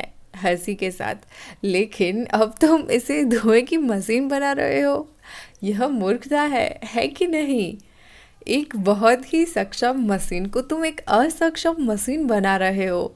क्या यह मूर्खता नहीं है? यह अच्छा है या बुरा? अच्छे बुरे जैसी कोई चीज़ नहीं होती। प्रश्नकर्ता कहते हैं, हाँ हम जानते हैं यह बुरा है, लेकिन सद्गुरु कहते हैं, देखो पूरी बात यही है जैसे ही तुम इसे बुरा कहते हो, तुम इसे नहीं छोड़ सकते हो। तुम इसे उपाधि क्यों दे रहे हो? यह सिर्फ मूर्खता है, बस इतना ही है। अगर तुम यह देख लेते हो कि किसी खास चीज़ को करना मूर्खता है, तो तुम उसे हर रोज़ नहीं कर सकते। कहीं ना कहीं तुम अपने को दूसरों से ज़्यादा अक्लमंद महसूस करते हो, है कि नहीं? देखो, अब धीरे धीरे दुनिया में लोग तुम्हारे विरुद्ध हो गए हैं। आज से केवल 30 साल पहले अगर तुम किसी के चेहरे पर धुआं उड़ छोड़ते थे तो तुम खुद को महान महसूस करते थे। वे अपने आप को मूर्ख समझते थे। अब पलड़ा उल्टा हो गया है कि नहीं? तो कहीं ना कहीं तुमने सोचा कि यह अक्लमंदी का कार्य है। जब तुम केवल 10 साल के बच्चे थे तो तुम सिगारेट पीकर किसी के चेहरे पर धुआं फेंकना चाहते थे, परंतु अब हम गाड़ियों को धुआं रहित करने के लिए बहुत कठिन परिश्रम कर रहे हैं, है कि नहीं? भारी तादाद में ईंधन और इंजन पर अनुसंधान कार्य चल रहा है और यह सारा कार्य हमारी गाड़ियों को धुआं मुक्त करने के लिए किया जा रहा है। एक धुआं रहित मशीन को अगर तुम धुएं से भर रहे हो तो क्या यह मूर्खता है या बुद्धिमानी? प्रश्नकर्ता: मूर्खता। सद्गुरु कहते हैं, जरा जोर से कहो। प्रश्नकर्ता: मूर्खता। सद्गुरु कहते हैं, बस इतना ही है। अगर तुम इसे देख लो तो यह धीरे धीरे समाप्त हो जाएगा। अब इसका एक खास रासायनिक घटक भी है। तुम्हारी रासायनिक संरचना निकोटीन या कैफीन इत्यादि रसायनों पर निर्भर हो गई है। हम लोग उसको बदल देंगे। तुम सिर्फ यह देखो, अगर तुम शांभवी महामुद्रा यह ईशा योग कार्यक्रम में सिखाए जाने वाला एक पुरातन शक्तिशाली योगाभ्यास है जो आप YouTube पर या सद्गुरु की ऐप पे सीख सकते हो। करते हो तो अचानक तुम्हारा पूरा तंत्र इतना उत्साहित हो जाता है कि धूम्रपान करने की, चाय या कॉफ़ी पीने की आवश्यकता ही नहीं रह जाती। सब कुछ गायब हो जाता है। अब अगर तुम इसे करते हो तो केवल इसके सुख के लिए करते हो। किसी दिन तुम्हें कॉफ़ी पीने की इच्छा हुई तो तुम पीते हो, किसी दिन सिगारेट पीने की इच्छा हुई तो तुम सिगारेट पीते हो। यह तुम्हारी इच्छा पर निर्भर होगा, लेकिन विवशता समाप्त हो जाएगी। तुम्हारी शारीरिक निर्भरता निकाल दी जाती है। हम अभ्यास के द्वारा ऐसा करेंगे, लेकिन पहले तुम यह देख लो कि इसे करना मूर्खता है। हंसी के साथ कहते, मृतक को मृतक ही रहने दो, तुम्हारा सरोकार तो जीवित से है। प्रश्नकर्ता पूछते हैं, लगभग 2 महीने पहले मैंने अपने पिताजी को अस्पताल में भर्ती कराया। उनकी हालत बहुत नाजुक थी। हमारी तमाम कोशिशों के बावजूद वो सिर्फ 36 घंटे तक ही जीवित रह पाए। अब उन्होंने अंतिम सांस ली। उस समय हम सब उनके आसपास ही खड़े थे और मैंने उनकी मौत देखी। उस वक्त मैंने डॉक्टरों से एक प्रश्न किया, हमारे शरीर के अंदर वह कौन सी शक्ति है जो हमें चलाती है, हमें जीवित रखती है? सद्गुरु कहते हैं, अब जिसे तुम अपना शरीर कह रहे हो वह सिर्फ मिट्टी का एक टुकड़ा है जिसे तुमने उठाया है तथा जिसके साथ तुम इस तरह से उछल कूद कर रहे हो। यह सिर्फ एक मिट्टी का टुकड़ा है कि नहीं? इसे तुमने उधार लिया है। जब कर्ज उतारने का समय आता है तो तुम इतना बड़ा हंगामा क्यों करते हो? वैसे भी तुम एक ऑडिटर ठहरे। तुम जानते हो कि जो धन उधार लिया जाता है उसे लौटाना ही पड़ता है, नहीं तो कोई उसका हिसाब ज़रूर रखता है। पृथ्वी बहुत अच्छी तरह से हिसाब रखती है। तुम इसका एक अणु भी नहीं ले जा सकते हो। तुम इसे उधार ले सकते हो, इसका इस्तेमाल कर सकते हो, उसका आनंद उठा सकते हो, लेकिन तुम्हें उससे लौटाना तो पड़ेगा ही। जीवन का यही ढंग है। क्योंकि तुम एक मिट्टी के टुकड़े से इतना ज़्यादा मोहग्रस्त हो गए हो, किसी टुकड़े को तुम मेरे पिताजी या मैं या मेरी पत्नी या मेरा बच्चा इत्यादि मान बैठे हो। अब तुम इसे छोड़ना नहीं चाहते हो। मैं चाहता हूँ कि तुम यह समझो, तुम्हारा प्रेम जीवन के लिए नहीं है। तुम्हारा प्रेम उससे है जिसे तुम मैं और मेरा मानते हो। इस दुनिया में हर रोज़ लोग मर रहे हैं, है कि नहीं? हर मिनट 200 लोग मरते हैं। तुमने कभी ऐसा क्यों नहीं सोचा वे क्यों मर रहे हैं? तुमने कभी ऐसा क्यों नहीं सोचा जीवन का स्रोत कहाँ है? अब तुम्हारे पिता की मृत्यु हुई है। अगर तुम यह नहीं जानते कि तुम्हारे पिता कौन है, और यदि वह व्यक्ति मर भी जाता फिर भी तुम्हें कोई फर्क नहीं पड़ने वाला था। लेकिन अब यह मेरे पिता, सारी बात यही है। तुम्हारी चिंता यह नहीं है कि कोई व्यक्ति मर रहा है। तुम्हारी चिंता इस बारे में है कि किसी के जीवन में क्या हो रहा है। तुम्हारी दिलचस्पी सिर्फ मैं में है, क्या ऐसा नहीं है? इसीलिए जब तुम्हारी दिलचस्पी ऐसी है, एक विकृत दिलचस्पी, तब तुम्हारे पास जीवन का एक विकृत दृष्टिकोण होता है। यदि जीवन के प्रति तुम्हारा नज़रिया विकृत है तो पीड़ित होना निश्चित है, अवश्यंभावी है। अब तुम्हारे पिताजी चले गए। हाँ, हम अपने प्रियजनों को जितना ज़्यादा संभव हो सके अपने पास रखने के लिए सब कुछ करना पसंद करेंगे, लेकिन निश्चित रूप से वे एक ना एक दिन तो जाएंगे ही, है कि नहीं? मुझे तुम्हें एक कहानी सुनानी चाहिए। तुम्हारा नाम क्या है? रवि। एक बार रवि जैसे एक व्यक्ति ने एक नया मकान बनाया। अब यहाँ का रिवाज है कि लोग यदि किसी साधु संत को जानते हैं तो उन्हें घर पर बुलाते हैं ताकि उनके पधारने से उनका घर धन्य हो जाए।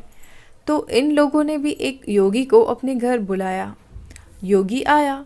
इन लोगों ने राजा के समान उसका स्वागत किया, राजा के समान ही आदर सत्कार किया, अच्छी तरह से भोजन कराया। फिर उन्होंने कहा, आप हमें और हमारे घर को आशीर्वाद दीजिए। योगी ने कहा, मैं आशीर्वाद देता हूँ कि पहले तुम्हारे पिताजी की मौत हो, फिर तुम्हारी, फिर तुम्हारे बच्चों की। उस व्यक्ति को बहुत गुस्सा आया। तुम बड़े बेवकूफ़ निकले। हम लोगों ने तुम्हें घर पर बुलाया, हमने तुम्हारे साथ राजा के समान व्यवहार किया, तुम्हें उपहार दिए, और जब हमने आशीर्वाद मांगा तो तुम कह रहे हो कि पहले मेरे पिताजी की मौत हो, फिर मेरी, और फिर मेरे बच्चों की। वह व्यक्ति भयभीत था, क्योंकि अगर योगी ने कहा है तो ऐसा घटित हो भी सकता है। योगी ने कहा, मैंने जो कहा उसमें गलत क्या है? अगर तुम अपने पिताजी से पहले मरते हो तो क्या यह अच्छा है? या अगर तुम्हारे बच्चे तुमसे पहले मरते हैं तो क्या यह अच्छा है? तुम्हारे पिताजी को ही पहले मरना चाहिए, फिर तुम्हें मरना चाहिए, फिर तुम्हारे बच्चों को मरना चाहिए। जीवन का स्वाभाविक क्रम यही है। क्या तुम्हारे साथ जीवन को ऐसे घटित नहीं होना चाहिए? जीवन का यही ढंग है। चूँकि तुम जीवन की लय से पूर्णतः अलग थलग हो गए हो, इसीलिए तुम सोचते हो कि तुम्हारे पिताजी को नहीं मरना चाहिए। ठीक है, तुम्हारे पिताजी के बदले में अगर तुम्हारी मृत्यु हो जाए तो क्या यह अच्छी बात होगी? या तुम्हारे बच्चों की मृत्यु हो जाए तो क्या यह अच्छा होगा? नहीं, है कि नहीं? यह इसी ढंग से घटित होना चाहिए। हाँ, हम अपने प्रियजनों को रखने का यथाशक्ति प्रयत्न करते हैं, लेकिन जब उनके जाने का समय आए तो उन्हें शालीनतापूर्वक भेज देना चाहिए, और जब तुम्हारे जाने का समय आए तो तुम्हें भी शालीनतापूर्वक जाना चाहिए। यह शरीर तुम्हारा नहीं है, तुमने इसे सिर्फ उधार लिया है, कोई ब्याज नहीं है, लेकिन इसके हर एक अणु को तुम्हें वापस लौटाना होगा। इसका यही नियम है, यह ऐसे ही है। अगर हमारे बच्चे हमसे पहले मर जाए तो यह ठीक नहीं है, लेकिन हमारे पिताजी हमसे पहले मरे तो यह सही है। हम आज ऐसी कोई कामना नहीं कर रहे हैं। हम चाहते हैं कि उनका जीवन लंबा हो, लेकिन उन्हें एक न एक दिन मरना ही होगा। योगी का यही अर्थ था। जब उसने कहा पहले तुम्हारे पिताजी की मौत हो, फिर तुम्हारी, फिर तुम्हारे बच्चों की, क्योंकि तीनों शक्तियों को संतुलन में कार्य करना चाहिए। केवल तभी जीवन है। अगर तुम्हारे पिताजी कभी नहीं मरते तो तुम्हारे बच्चों को भी पैदा नहीं होना चाहिए। यदि तुम्हारे बच्चे को पैदा होना चाहिए और उन्हें बड़ा होकर जीना चाहिए तो तुम्हारे पिताजी की मृत्यु होनी चाहिए और फिर तुम्हारी भी मृत्यु होनी चाहिए। अगर हमारे सभी पूर्वज अभी जिंदा हो जाए तो क्या हम यहाँ रह सकेंगे? हम तो वैसे भी उनके मरने की कामना करेंगे। क्या ऐसा नहीं है? हम इस पर ज़रा ईमानदारी पूर्वक गौर करें। अगर 25 पीढ़ियों के तुम्हारे सभी पूर्वज अभी जिंदा हो जाए तो क्या तुम उन्हें चाहोगे? नहीं, तुम चाहोगे कि वे मर जाए। हंसते हंसते कहते हैं, इसीलिए जो घटित हो रहा है वह अच्छा है। सिर्फ इतना ही नहीं कि हमें इसे उचित ढंग से संभालना चाहिए ताकि हमारे जीवन में यह कोई अस्वाभाविक घटना न बन जाए। यह अपने निर्धारित समय पर घटित हो। प्रश्नकर्ता पूछते हैं, मेरे पिताजी की मृत्यु 5 वर्ष पहले हुई थी। क्या मैं उनसे संपर्क बना सकता हूँ? सद्गुरु कहते हैं, अब मैं जानता हूँ कि यह बात एक खास भावावेश के कारण आ रही है। मैं इस भाव का मजाक नहीं उड़ाना चाहता हूँ, लेकिन मैं तुम्हें समझाना चाहता हूँ कि तुम्हारे पिताजी के साथ तुम्हारा संबंध तभी तक था जब तक वे शरीर में थे। जिसे तुमने अपना पिता मान रखा था वह सिर्फ एक खास शरीर और एक खास मन है। तुमने अपने पिता के बारे में और कुछ भी नहीं जाना। हाँ या ना? जिसे भी तुमने अपना पिता मान रखा है वह केवल एक खास आकृति का शरीर है तथा उनके मन और भावनाओं के कुछ खास पहलू हो सकते हैं। क्या तुम अपने पिता के बारे में और कुछ जानते हो? क्योंकि तुम अपने ही बारे में कुछ और नहीं जानते, इसलिए अपने पिता के बारे में जानने का प्रश्न ही नहीं उठता। क्या ऐसा नहीं है? तुम ऐसा कह सकते हो, नहीं, मेरे पिताजी एक अच्छी आत्मा थे। तुम यह सब नहीं जानते हो।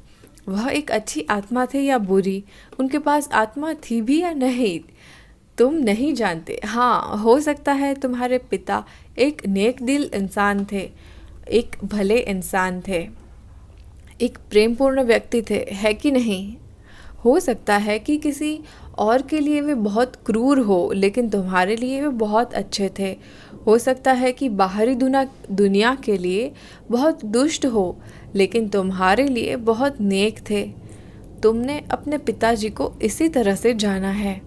हम नहीं जानते कि वे कैसे थे। हो सकता है कि वे दुनिया के लिए बहुत अच्छे हो और तुम्हारे प्रति उतने अच्छे न हो, या किसी दूसरी तरह से हो, जैसे भी हो।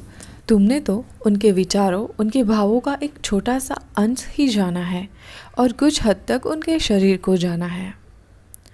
तो जब तुम्हारे पिताजी गए, निश्चित रूप से वे यहाँ अपना शरीर छोड़कर गए, है कि नहीं? एक बार जब उन्होंने अपना शरीर छोड़ दिया तो तुम्हारा उनसे कोई सरोकार नहीं रहा। उनके लिए तुम्हारी भावना चाहे कितनी ही प्रबल क्यों न हो, उनके साथ अब तुम्हारा कोई सरोकार नहीं रह गया है। मैं चाहता हूँ कि तुम इसे समझो। लोगों से तुम्हारा सरोकार तभी तक है जब तक कि वे जीवित हैं, लेकिन जब वे जीवित होते हैं तब तो तुम्हारी उनसे बातचीत भी नहीं होती।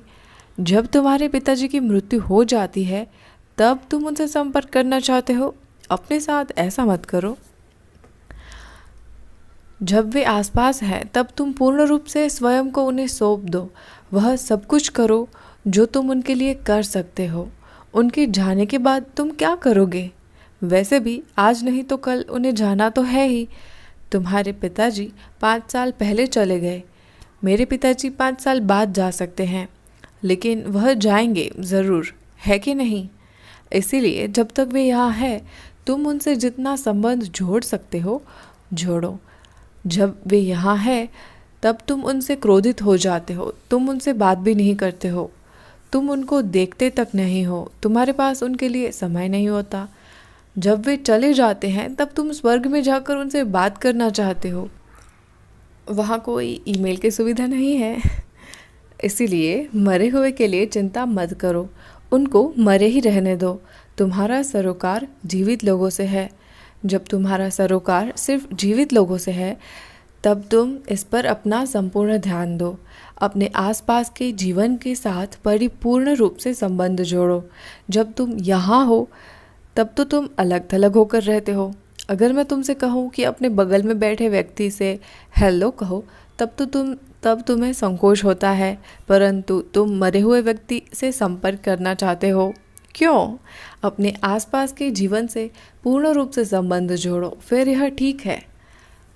जो अभी पैदा नहीं हुआ है और जो मर चुका है, अभी तुम्हारा उनसे कोई सरोकार नहीं है। आध्यात्मिकता कोई ऐसी चीज़ नहीं है जिसे तुम करते हो। अगर तुम अपनी सारी मूर्खताओं को बंद कर दो, फिर तुम आध्यात्मिक हो गए। प्रश्नकर्ता अगला प्रश्न पूछते हैं, हमारे अस्पताल में लगभग 140 डॉक्टर काम करते हैं, लेकिन मेरे सिवाय कोई भी आध्यात्मिक होना नहीं चाहता। वास्तव में आध्यात्मिकता क्या है यह तो मैं भी नहीं जानता। सद्गुरु हंसते हैं, आप जैसे बता रहे हैं, यदि वही आध्यात्मिकता है तो मैं वैसा होना चाहूँगा।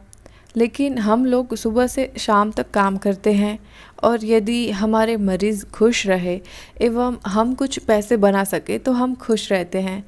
तो क्या आध्यात्मिकता का हमारे जीवन के लिए आवश्यक है? सद्गुरु कहते हैं, अब क्या आध्यात्मिकता आवश्यक है? अभी तो तुम जो भी हो अपनी अंतरात्मा के कारण ही हो। सिर्फ हृदय, गुर्दे, लिवर से क्या तुम वह होते जो अभी हो? सिर्फ शरीर से क्या तुम वह होते जो अभी हो? सिर्फ मांस और हड्डियों से क्या तुम वह होते जो अभी हो? तुम्हारे अंदर की अंतरात्मा ने तुम्हें वह बनाया है जो तुम हो। तो क्या कोई व्यक्ति आध्यात्मिक है या नहीं है?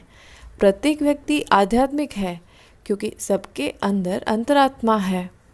बात सिर्फ इतनी ही है कि किसी ने अपने शरीर का अच्छी तरह से ख्याल रखा है। जो भी अपने शरीर को सही ढंग से संभालता है, वह भौतिक जगत में बड़े आराम से सफ़र करता है। जो व्यक्ति शारीरिक रूप से तंदुरुस्त है, अब अगर वह दौड़कर बस पकड़ना चाहता है तो वह बड़ी आसानी से बस पकड़ सकता है। तुम्हारे मरीज जैसे जो लोग हैं, जिस तरह से उन्होंने अपने शरीर को रखा है, तो वे तो केवल बस के नीचे ही गिरेंगे। सद्गुरु हंसते हैं और कहते हैं, वे शारीरिक रूप से कुछ भी सार्थक कार्य नहीं कर सकते। क्या ऐसा नहीं है? इसीलिए अगर तुम शारीरिक रूप से ठीक हो तो तुम भौतिक जगत में बड़े आराम से सफ़र कर सकते हो। अगर तुम्हारी मानसिक क्षमता अच्छी है तो तुम अपने जीवन के मनोवैज्ञानिक पहलू को अच्छी तरह से संभाल सकोगे। अगर तुम्हारा मन कमज़ोर और अस्थिर है तो तुम मनोवैज्ञानिक रूप से पीड़ित रहोगे। अगर तुम्हारी भावनाएं मजबूत और संतुलित हैं तो तुम अपने जीवन के भावनात्मक स्थितियों में बहुत अनोखा अनुभव करोगे। तुम अपना संतुलन खोए बिना किसी भी भावना में डूबकर उसका पूरा आनंद उठा सकोगे। ठीक इसी तरह अगर तुमने अपनी अंतरात्मा का उपयोग सही तरह से किया है और अगर तुमने इसे स्वस्थ रखा है, तो तुम अपने जीवन के इस दूसरे आयाम में बहुत अच्छी तरह से सफ़र कर सकोगे। यह वह आयाम है जिसके बिना तुम कुछ भी नहीं हो। अब जैसे तुमने कहा, हम काम कर रहे हैं, हम खुश हैं, हमारे मरीज़ खुश हैं। नहीं, तुम्हारे मरीज़ कभी खुश नहीं होते। हंसते हैं और कहते हैं, जब वे आते हैं तब वे नाखुश होते हैं, क्योंकि वो ठीक नहीं हैं। जब वो जाते हैं तब भी नाखुश होते हैं, क्योंकि उन्हें बिल चुकाना है। इसीलिए मरीज़ कभी खुश नहीं रहते। एकमात्र चीज़ जिसे लेकर वे थोड़ा खुश हो सकते हैं वो यह है कि पहले उनके मरने की आशंका थी, पर आज वे जीवित हैं। यह खुशी भी क्षणिक ही है। आज मुझे लगा कि मैं मर जाऊंगा, मान लो कि मैं बच गया, चाहे मुझे कितना भी पैसा क्यों न खर्च करना पड़े, पर आज मुझे थोड़ी सी खुशी होगी। लेकिन कल सुबह एक बार फिर से सब कुछ वैसा ही हो जाएगा, है कि नहीं? जैसे अस्पताल जाने से पहले मेरी जो भी समस्याएं थी, मेरी अस्पताल में ठहरने के दौरान वो दुगनी हो गई। मेरा व्यापार, मेरा परिवार, दूसरी चीज़ें जो भी मेरी समस्याएं थी, अस्पताल में एक माह बिताने के पश्चात वे अब और बढ़ गई। इसीलिए मैं खुश नहीं हूँ। फिर से संघर्ष। अब जरा डॉक्टरों को देखें, क्या डॉक्टर खुश हैं? मेरे ख्याल से वे खुश नहीं हैं। मैं यह नहीं कह रहा हूँ कि सारे डॉक्टर नाखुश हैं, बात यह नहीं है। मैं डॉक्टरों के बारे में डॉक्टर की तरह बात नहीं कर रहा हूँ। मैं उसके बारे में और उसके खुश होने की योग्यता के बारे में एक मानव के रूप में बात कर रहा हूँ। मुझे उसके पैसे से कोई मतलब नहीं है। यह मात्र एक मानवीय क्षमता की बात है। हो सकता है कि कुछ लोग जो डॉक्टर हैं वे खुश भी हो। ऐसा भी हो सकता है कि कुछ लोग जो डॉक्टर हैं वे नाखुश हो। अतः तुम खुश हो या नाखुश हो, इसका डॉक्टर होने से कोई संबंध नहीं है। डॉक्टर होना खुशी या दुख नहीं लाता। अगर तुम एक खास किस्म के इंसान हो तो तुम खुश हो, अगर तुम नहीं हो तो तुम खुश नहीं हो। या तो तुम खुद को खुश कर रहे हो या दुखी। यह कई कारकों पर निर्भर करता है। खुशी इसको लेकर भी आ सकती है कि तुम अपने आसपास के लोगों से थोड़ी बेहतर स्थिति में हो। जैसा कि हम इसको पहले ही देख चुके हैं, यह खुशी नहीं है बल्कि एक प्रकार की बीमारी है कि नहीं? मैं अपने आसपास के लोगों से थोड़ा बेहतर हूँ। अगर यह तुम्हारा आनंद है तो क्या यह तुम्हारी बीमारी नहीं है? हाँ है। तो फिर इसका मतलब यह हुआ कि अगर सारे लोग ठीक हैं तो तुम खुश नहीं हो सकते। इसका मतलब तो यही हुआ ना। यह तो खुश होने का बहुत खेदजनक तरीका है। यह एक प्रकार की बीमारी है। अब क्या हमें आध्यात्मिकता की आवश्यकता है? प्रत्येक व्यक्ति को इसकी आवश्यकता है। इसके बारे में कोई प्रश्न ही नहीं है। कुछ इससे अवगत हैं, कुछ अवगत नहीं हैं, लेकिन प्रत्येक व्यक्ति स्वाभाविक रूप से आनंदित होने की खोज कर रहा है कि नहीं? अभी तुमने अपनी खुशी को खुद से बाहर कहीं और गिरवी रख दिया है। क्या तुम अपने आप में खुश होना नहीं चाहते हो? डॉक्टर हो या मरीज, अपराधी हो या पुलिस, यह हो या वह, प्रत्येक व्यक्ति खुश रहना चाहता है, स्वयं में आनंदित रहना चाहता है। अतः यह सब आध्यात्मिक होने की लालसा है। अब लोग मुझे बार बार पूछते हैं, सद्गुरु क्या आप बता सकते हैं कि एक आध्यात्मिक व्यक्ति और एक भौतिकवादी व्यक्ति में क्या अंतर है? वास्तव में ऐसे दो तरह के लोग होते ही नहीं हैं। तुम्हारा शरीर, मन और अंतरात्मा एक ही है। क्या कोई इनको अलग कर सकता है? केवल तभी जब मैं तुम्हें गोली मार दूँ तो ये अलग हो सकते हैं, हंसते हैं, या फिर अगर तुम्हें आत्मबोध हो जाए तो ये अलग हो सकते हैं। यह अलग बात है। अब क्या कोई भी व्यक्ति 100% भौतिकवादी है? क्या कोई भी व्यक्ति 100% आध्यात्मिक है? ऐसा कुछ भी नहीं है। चाहे तुम कितने भी आध्यात्मिक क्यों ना हो, फिर भी तुम्हें अपना शरीर तो संभालना ही पड़ेगा, है कि नहीं? अपने अनुभव में तुम इससे मुक्त हो सकते हो, लेकिन असल में इस शरीर को साथ रखना ही पड़ेगा। तुम्हें इसे भोजन देना पड़ेगा, तुम्हें इसे धोना पड़ता है, तुम्हें इसे कपड़े पहनाने पड़ते हैं, ये सारी चीज़ें करनी पड़ती है कि नहीं? अतः तुम अभी भी भौतिकवादी हो। अब क्या तुम अपनी अंतरात्मा को छोड़कर केवल शरीर के साथ जी सकते हो? नहीं, अतः तुम अभी भी आध्यात्मिक हो। अंतर बस इतना है, भौतिकवादी लोग अपने जीवन में हर एक चीज़ के लिए याचना करते हैं। अपनी खुशियों के लिए वे किसी से याचना करेंगे। उन्हें प्रेम चाहिए तो वे किसी से याचना करेंगे। उन्हें शांति चाहिए तो वे किसी से याचना करेंगे। अपनी हर एक आवश्यकता की पूर्ति के लिए उन्हें किसी से भीख मांगनी पड़ती है। जीवन की हर महत्वपूर्ण चीज़ उन्हें किसी से भिक्षा में लेनी पड़ती है। सिर्फ अपना भोजन वे कमाते हैं, बाकी सभी चीज़ों के लिए वे याचना करते हैं। एक आध्यात्मिक व्यक्ति अपना प्रेम, अपनी शांति, अपना आनंद, सब कुछ वह खुद कमाता है, केवल अपने भोजन के लिए भिक्षा मांगता है। हंसी के साथ कहते हैं, अगर वह अपना भोजन भी कमाना चाहे तो यह कोई बड़ी बात नहीं है, वह इसे भी कमा लेगा। लेकिन वह सोचता है कि भोजन अभी इतना महत्वपूर्ण नहीं है और वह उसके लिए भिक्षा मांगता है। यही अंतर है। लोग सिर्फ अपना भोजन और वस्त्र कमा रहे हैं, है कि नहीं? वे क्या कुछ और भी कमा रहे हैं? आखिरकार ज़्यादातर मानवता क्या कर रही है? केवल खाना, सोना, प्रजनन करना, मरना। वे बस यही सब तो कर रहे हैं।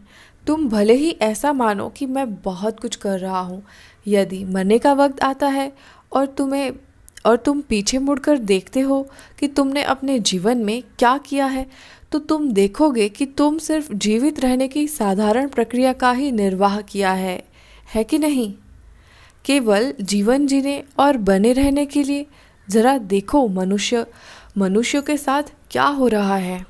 अधिकांश लोग उम्र बढ़ने के साथ साथ जख्मी होते जा रहे हैं। उनकी पीड़ा बढ़ती ही जा रही है। वे उम्र के साथ बुद्धिमान न होकर आहत होते जा रहे हैं। तो बस इस सामान्य प्रक्रिया को, जिसे कीड़े मकोड़े, कुत्ते, बिल्ले, पशु पक्षी संभाल रहे हैं, उस प्रक्रिया को संभालने में मनुष्य असमर्थ हो गया है। जीवन के अंत में वह अपने आसपास की सभी चीज़ों से बहुत जख्मी और पीड़ित महसूस करता है कि नहीं? क्या तुम्हें हर रोज़ लोगों के दुख और उनकी पीड़ा देखने का अवसर मिलता है? शारीरिक रूप से नहीं। दर्द के कई प्रकार होते हैं। क्या तुम जानते हो, हर दिन मेरा जीवन सैकड़ों लोगों के साथ बीतता है। तुम विश्वास नहीं करोगे कि मानव जाति ने अपने लिए कई प्रकार के दुख पैदा कर लिए हैं। क्या तुम जानते हो यह कितना अविश्वसनीय है? ऐसा कोई कारण भी नहीं है। वे बस इसे किए जा रहे हैं क्योंकि उनके पास स्वयं को लीन करने के लिए ऐसा कुछ भी सार्थक नहीं होता। वे निरंतर अपने आप को उन्हीं चीज़ों में उलझाए रखते हैं। तुम जरा पीछे मुड़कर एक नज़र डालो। अपनी उस तस्वीर को देखो जब तुम 5-6 साल के थे और वर्तमान में खुद को देखो। आनंद को तुम्हारे अंदर से निचोड़ लिया गया है कि नहीं? सिर्फ जीवन जीने की सरल प्रक्रिया के लिए तुम कोई महान कार्य नहीं कर रहे हो। तुम किसी दूसरी दुनिया या अन्य चीज़ तक पहुंचने का प्रयास नहीं कर रहे हो। सिर्फ जीवन जीने और उसमें बने रहने के लिए, सिर्फ उसी के लिए यह सब कुछ घटित हुआ है। क्या इसका कोई मूल्य है? सिर्फ खाने, सोने, प्रजनन करने और एक दिन मर जाने के लिए व्यक्ति खुद के लिए न जाने कितनी पीड़ा पैदा करता है। क्या इसका कोई मतलब है? जब तुम मृत्युशैया पर होगे तब इसका कोई औचित्य नहीं होगा। खैर छोड़ो, क्या तुम जानते हो कि तुम सभी एक दिन मर जाओगे? प्रश्नकर्ता कहते हैं हाँ। सद्गुरु कहते हैं, मैं आप लोगों के लिए ऐसी कोई कामना नहीं कह रहा हूँ। मैं आप सबको लंबे जीवन का आशीर्वाद देता हूँ, पर क्या तुम जानते हो कि तुम सभी एक दिन मर जाओगे? हाँ, क्या यह सही है? आओ कल्पना करें कि अगली क्षण हमारी मृत्यु होने वाली है। पीछे मुड़कर देखो। तुमने जीवन में क्या पाया है? तुमने ऐसा क्या पाया है जिसे तुम जीवन के रूप में दिखा सकते हो? मुझे बताओ। वैसे भी वह क्षण हमारे जीवन में तो आएगा ही। कल के बजाय क्या हमें इसे अभी और यहीं नहीं देखना चाहिए? क्योंकि न जाने कल तुम यहाँ होगे या नहीं। क्या यहाँ कोई ऐसा व्यक्ति है जो 24 घंटे की गारंटी कार्ड के साथ आया है? हम जीने की आशा और कामना करते हैं, यह अलग बात है। लेकिन क्या तुम्हारे पास 24 घंटे का गारंटी कार्ड है? नहीं, यह किसी भी क्षण हो सकता है। अतः क्या यह महत्वपूर्ण नहीं है कि हम इसे सुलझा लें? क्या यह महत्वपूर्ण नहीं है कि हम यह जानें कि हमारा जीवन किस लिए है? यह कहाँ से शुरू होता है, कहाँ समाप्त होता है, हम कहाँ से आए हैं, हमें कहाँ जाना है। क्या यह महत्वपूर्ण नहीं है? तुमने बहुत सारी विस्तृत तैयारियां कर रखी है। देखो, यदि तुम्हें अभी यहाँ से तुरंत गांधीपुरम जाना है तो क्या तुम बस की सीट 10 दिन पहले बुक कराते हो? क्या तुम एक सूटकेस लोगे? क्या तुम लंच बॉक्स और पानी की बोतल लोगे? केवल गांधीपुरम जाने के लिए क्या तुम सारा सामान ले जाओगे? नहीं, तुम उठकर किसी भी बस में चढ़ जाओगे और चले जाओगे। अगर कोई साधन नहीं मिला तो तुम पैदल ही चले जाओगे, है कि नहीं? अब अगर तुम्हें एक लंबी यात्रा करनी है तो तुम टिकट बुक कराते हो और हर तरह की तैयारियां करते हो। भोजन, पानी इत्यादि जो कुछ उस लंबी यात्रा के लिए आवश्यक होता है, तुम उस सब की तैयारी करते हो। अगर तुम अंटार्कटिक जाना चाहते हो तो तुम सब कुछ साथ ले जाना चाहते हो, है कि नहीं? अब यह ठीक इसी प्रकार है। तुम्हारे जन्म से मृत्यु तक की यात्रा एक छोटी यात्रा है। तुमने बहुत सारी तैयारियां कर रखी है, बहुत ही ज़्यादा। तुम्हारे पास 3 जन्मों तक पहनने के लिए कपड़े हैं, क्या ऐसा नहीं है? क्या तुम एक जीवन में इन सारे कपड़ों को पहन सकते हो? तुम्हारे पास 8 जीवन तक पहनने के लिए जूते हैं और तुम मुक्ति चाहते हो। मैं ऐसा नहीं कहता कि तुम्हें अपने आसपास के भौतिक जीवन का आनंद नहीं लेना चाहिए, लेकिन तुम जो वास्तव में हो वह यदि तुम्हारे पहनावे पर निर्भर करता है, तुम जो वास्तव में हो वो यदि इस पर निर्भर करता है कि तुम कौन सी गाड़ी चलाते हो, तुम जो वास्तव में हो वह यदि इस पर निर्भर करता है कि तुम कैसे मकान में रहते हो, तुम जो वास्तव में हो वह तुम्हारी योग्यता और उन निरर्थक बातों पर निर्भर करता है जिसे तुम अपने साथ लिए फिरते हो, तो फिर इस जीवन का कोई मूल्य नहीं है, यह जीने योग्य नहीं है। अगर तुम अपने आनंदमय स्वरूप में अच्छी तरह से स्थापित होते हो तो ये सारी चीज़ें तुम प्राप्त कर सकते हो। तुम एक डॉक्टर बनते हो, तुम एक इंजीनियर बनते हो, तुम दुनिया में चाहे कुछ भी बनो, इस सब का आनंद लिया जा सकता है। लेकिन तुम जो वास्तव में हो अगर वह स्थापित नहीं है तो तुम चाहे कुछ भी बन जाओ, तुम दुखी ही रहोगे। अगर तुम एक डॉक्टर हो तब भी दुखी रहोगे, अगर तुम मरीज़ हो तब भी तुम दुखी ही रहोगे। Page number 14 ends here. और यहाँ पे ये बुक मृत्यु एक कल्पना है समाप्त होती है। धन्यवाद।